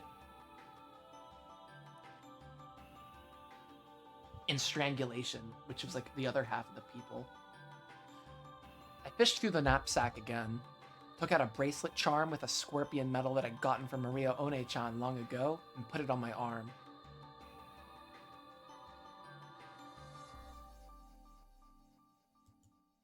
In the past, I hadn't needed something like this, but I need insurance. It's okay. That has already been fitted with the required amount of magical defense. As long as you wear it, you'll definitely be fine. Maria One-chan's magic power, which had been specially put into this charm, had been enough to earn even Beatrice's admiration. While it may have looked like something cheap to a human who couldn't understand magic, is it the same one that she gave Battler? Maybe not the same one, but like the same type of bracelet. Its magical worth was incalculable.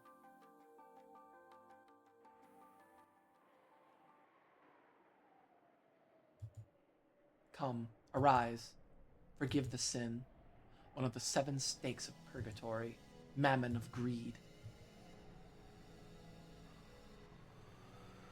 I focused my mind. I made the magic-repelling toxin that filled my body 0.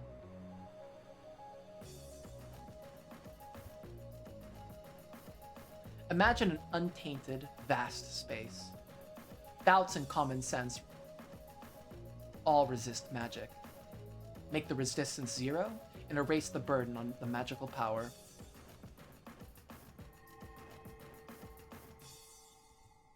Inside my head was the image of a vast space. It was a nighttime world where I floated in the air and the neon stars over the ground sparkled. A world where the stars that should have covered the sky were wiped away by the light from below that covered the ground. In a world of a vast night sky with no obstructions. I imagined the wind blowing through it at will. At that time, in a room where there shouldn't have been any wind, the free nighttime wind kicked a cyclone.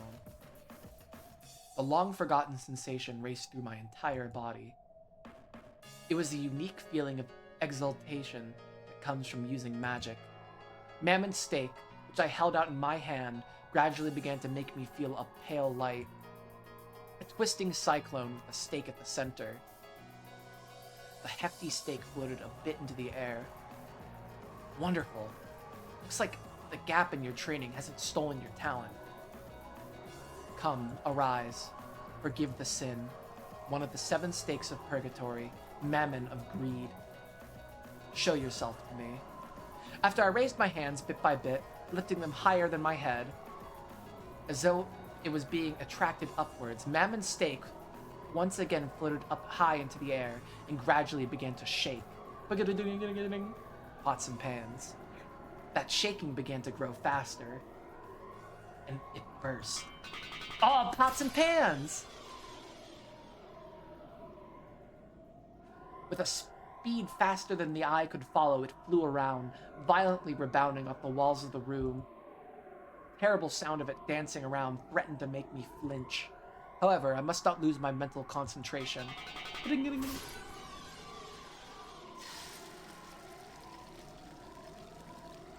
Then the stake, which had been flying around at an incredible speed, finally stopped and faced me. It was in the air, just a few centimeters away from my forehead, and held back. Oh yeah, because this is the one that stabbed Kinzo in the forehead.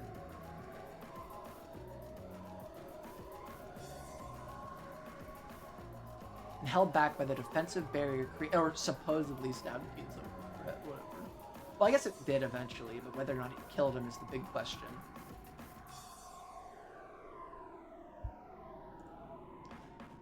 It had tried to break the defensive barrier, eating into it with an incredible power. Maria One-chan's barrier wouldn't be broken so easily. It's no use. Can't break it. The stake muttered hatefully. It was probably safe to say that the scorpion charm saved me. Without that, my attempt at killing time until I got sleepy would have killed my time for all eternity.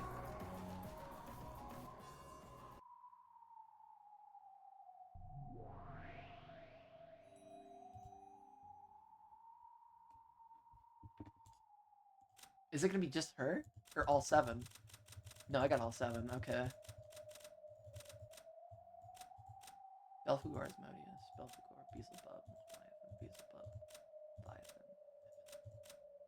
Asmodeus, Belphegor, Leviathan, Satan, Beelzebub, Belphegor, Leviathan. Where's Envy?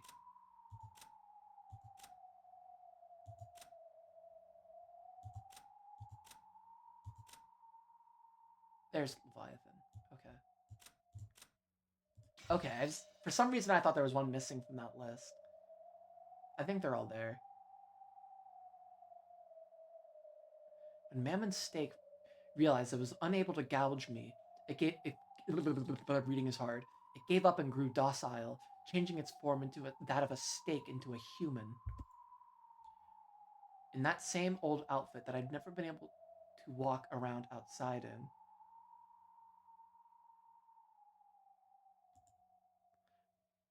Although you could say it suited her in a demonic sort of way. Is that Angie-sama? But that magical power is pretty shabby. Are you really Angie-sama? It's been a long time, Mammon. Have you been well? Here I was convinced that furniture that's already fulfilled its function just gets left to rust away in the closet. So what? So what kind of sideshow is this? You aren't gonna say you're my owner, are you? Yes, Angie's your master. Lady Maria. How unsightly of me. Was that barrier just now yours? Yes. I thought that as she is now, Angie might just have gotten finished off by you.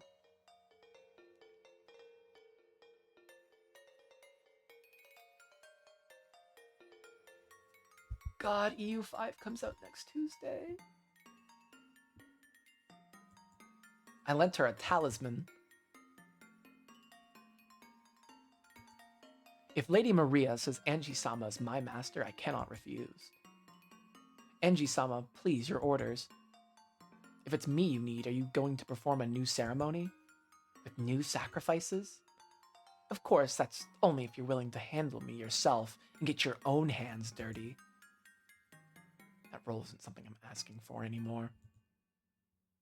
All you have to do is talk with me like you used to.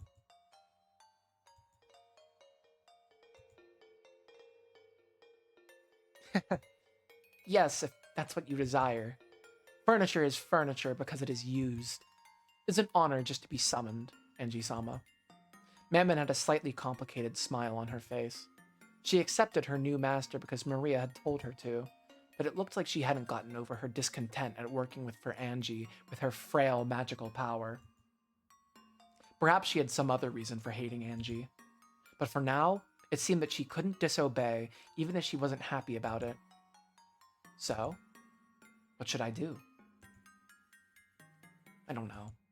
Just do something lively, like old times. Well, now, this liveliness you're talking about is probably from when we sisters were all together. It may be difficult by myself. Did you forget? That's right. The seven sisters were really lively when they got together. But with Angie's magical power now, I think summoning just Mammon is the best we can hope for.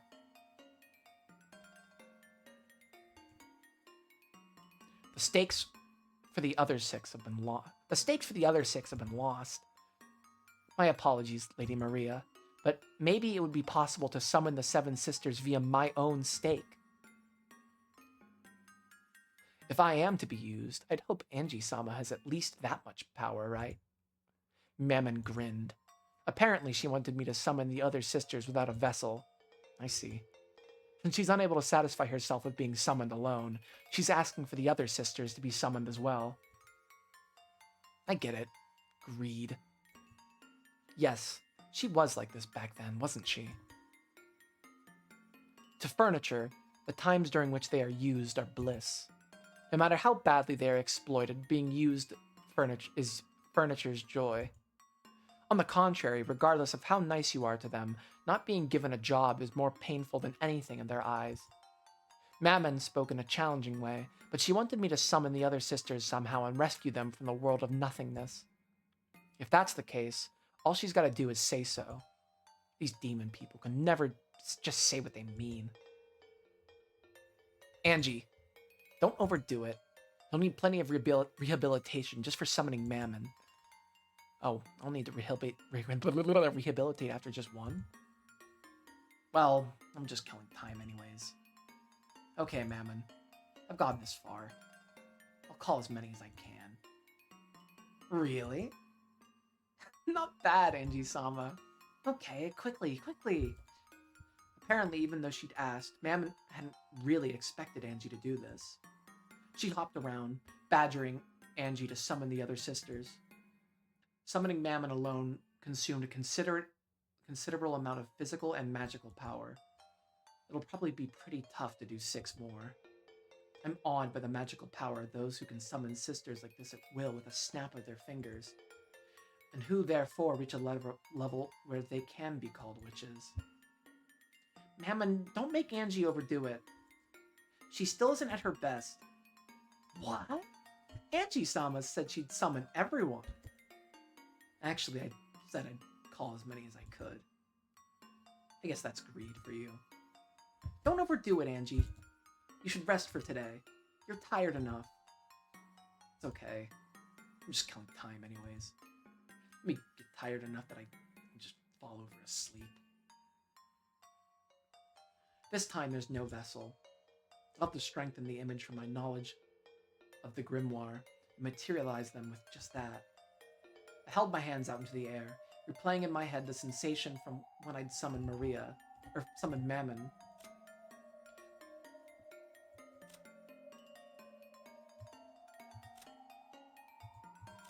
Yeah, they have a yellow connection too.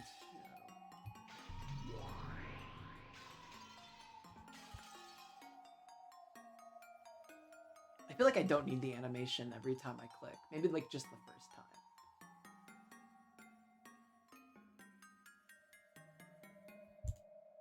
I'm acquainted with all the 7 sisters, right? I've got to remember that time long ago when I talked with them. Once again, the power of magic began to fill me up. The animation got old quick. If I need to thumb through it, then it's a little frustrating. Yeah, I agree. 3 pages is really what's making it get old. It let off a faint, yet distant pale light from both of my hands. Angie-sama, hold on, good luck. Hey, Lady Maria? Angie-sama's definitely gonna summon everyone, right? The Seven Sisters will get to be reunited again, right? Right? Yeah, definitely. But there's no guarantee that it'll happen tonight. Angie-sama can do it. Please, Angie-sama. Start with the youngest sister, Asmodeus, the 7th sister. Got it. I'll call them in order starting from the youngest. A strand of hot sweat dipped down from my forehead. This really is going to be one hell of a burden to carry.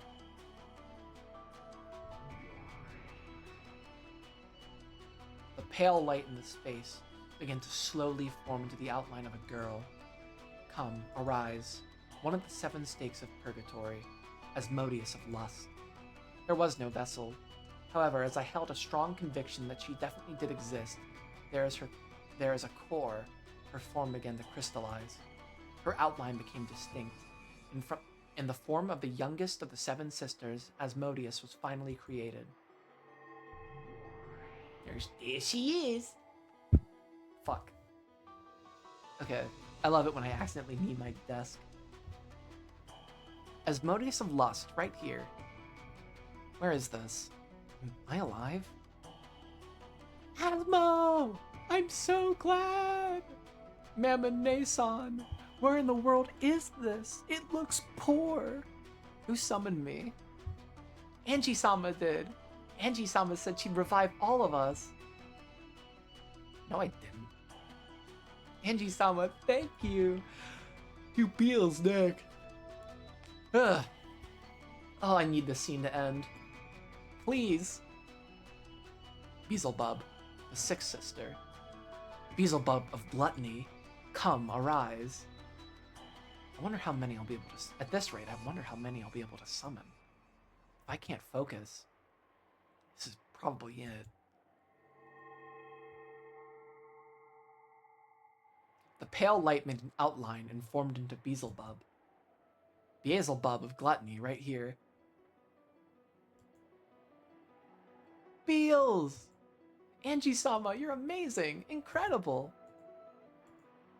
Mammon and Asmodeus jumped onto Beelzebub, celebrating their reunion. I'd summoned 3 people at once. My head was throbbing. Gotta summon the next one without stopping for a break. Come, arise. One of the 7 stakes,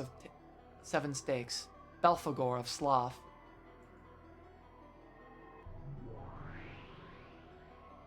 Belphegor of Sloth, right here. To think that I would be needed again. Belphane! I'm hungry. I mean, I'm so glad to see you again. To think that the 7 sisters would be able to meet again. Angie-sama, thank you very much. Keep it up and do Satan-ne next. And Leviane and Lucine. Yeah, I get it. So please try not to be so loud. Doing 4 people at the same time, oh thank God, is pretty tough. Angie, don't overdo it any more than this. You did a good job summoning even 4 of them. There's such a long time. Stop it, Mammon. Right now, Angie-sama is being pressured with the burden of summoning us. Angie-sama, I beg you, do not strain yourself too much. No way. Angie-sama promised. She said we'd all play together again. No, Right? Angie-sama? You said everyone would meet again. You promised that we could meet again right away. Now this is kind of like at when the Golden Land has been reached, everybody will be revived. That's kind of what's going on a little bit. I wonder if there's gonna be a scene where just like everybody comes back to life and it's all like wholesome and happy. Everybody actually faked their death on Rokunjima.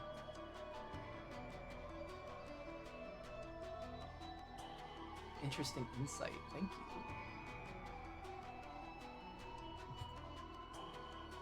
That's right, I promise. I hadn't made that parallel. I didn't promise anything about when.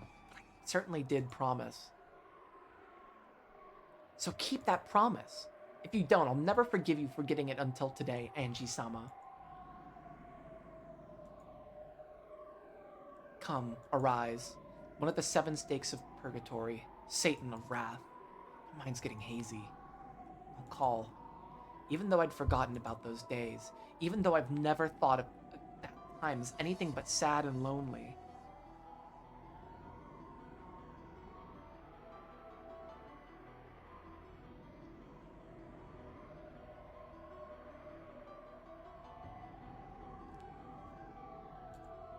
Because the short time I spent with them was fun and without a doubt. Was fun without a doubt. Satan of Wrath, right here. What the hell are you people doing? Don't you realize how much it's burdening Angie-sama just to let us have an idle chat? Satan, who had apparently figured out the situation immediately after being summoned, cried out in a loud voice, telling her sisters off. That loud voice made my consciousness hazy again. Your furniture, who have been granted rest by Beatrice and whose duty has been finished. Not only are you not honored at being given another chance to be some use, but you're putting a burden on our new master, you disgrace to all furniture. Erase yourselves right away. Yes, it's like Satan says. I'll erase myself. You all erase yourselves too. In this moment, that's the best way for us to be of use to Angie-sama. No way. Not until everyone's summoned. Same here. I'm hungry. I mean, I'd hate to leave so soon again after being reunited with you all. Don't be so selfish. Come on, erase yourself, quickly. Come on, Asmo. Disappear right now. When Satan is bullying me. It's not fair if you always bully the youngest one. Yes, they really are lively. It doesn't bore me. That's enough. You've surpassed your limits for now, Angie.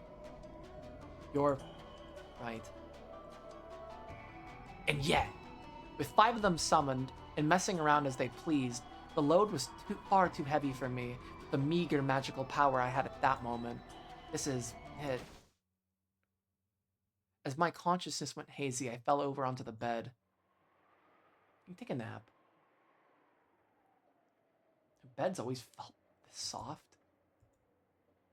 It seems that the sisters were still squabbling together as much as they liked.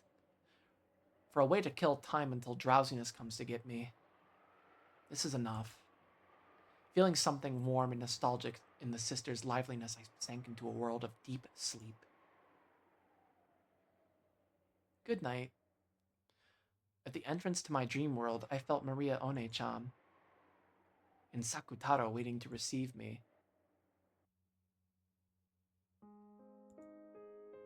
You worked hard, and good job. Uryu? Oh wait, I have to give him a new voice. Uryu, welcome back, Angie. Welcome back, huh? Then I should respond like this. I'm home.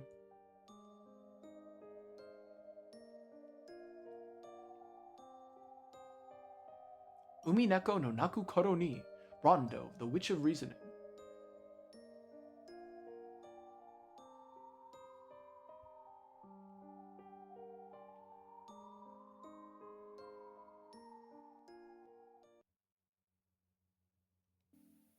Alright, that's where we're stopping for today.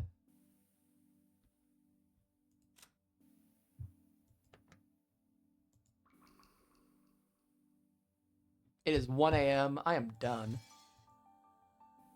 It is Betty Bye time. On there. Alright, I will be back tomorrow. And just a reminder, on Friday for Halloween, we are having tea and cookies with Beatrice as we continue reading episode 4. So I will see you guys then. Goodbye.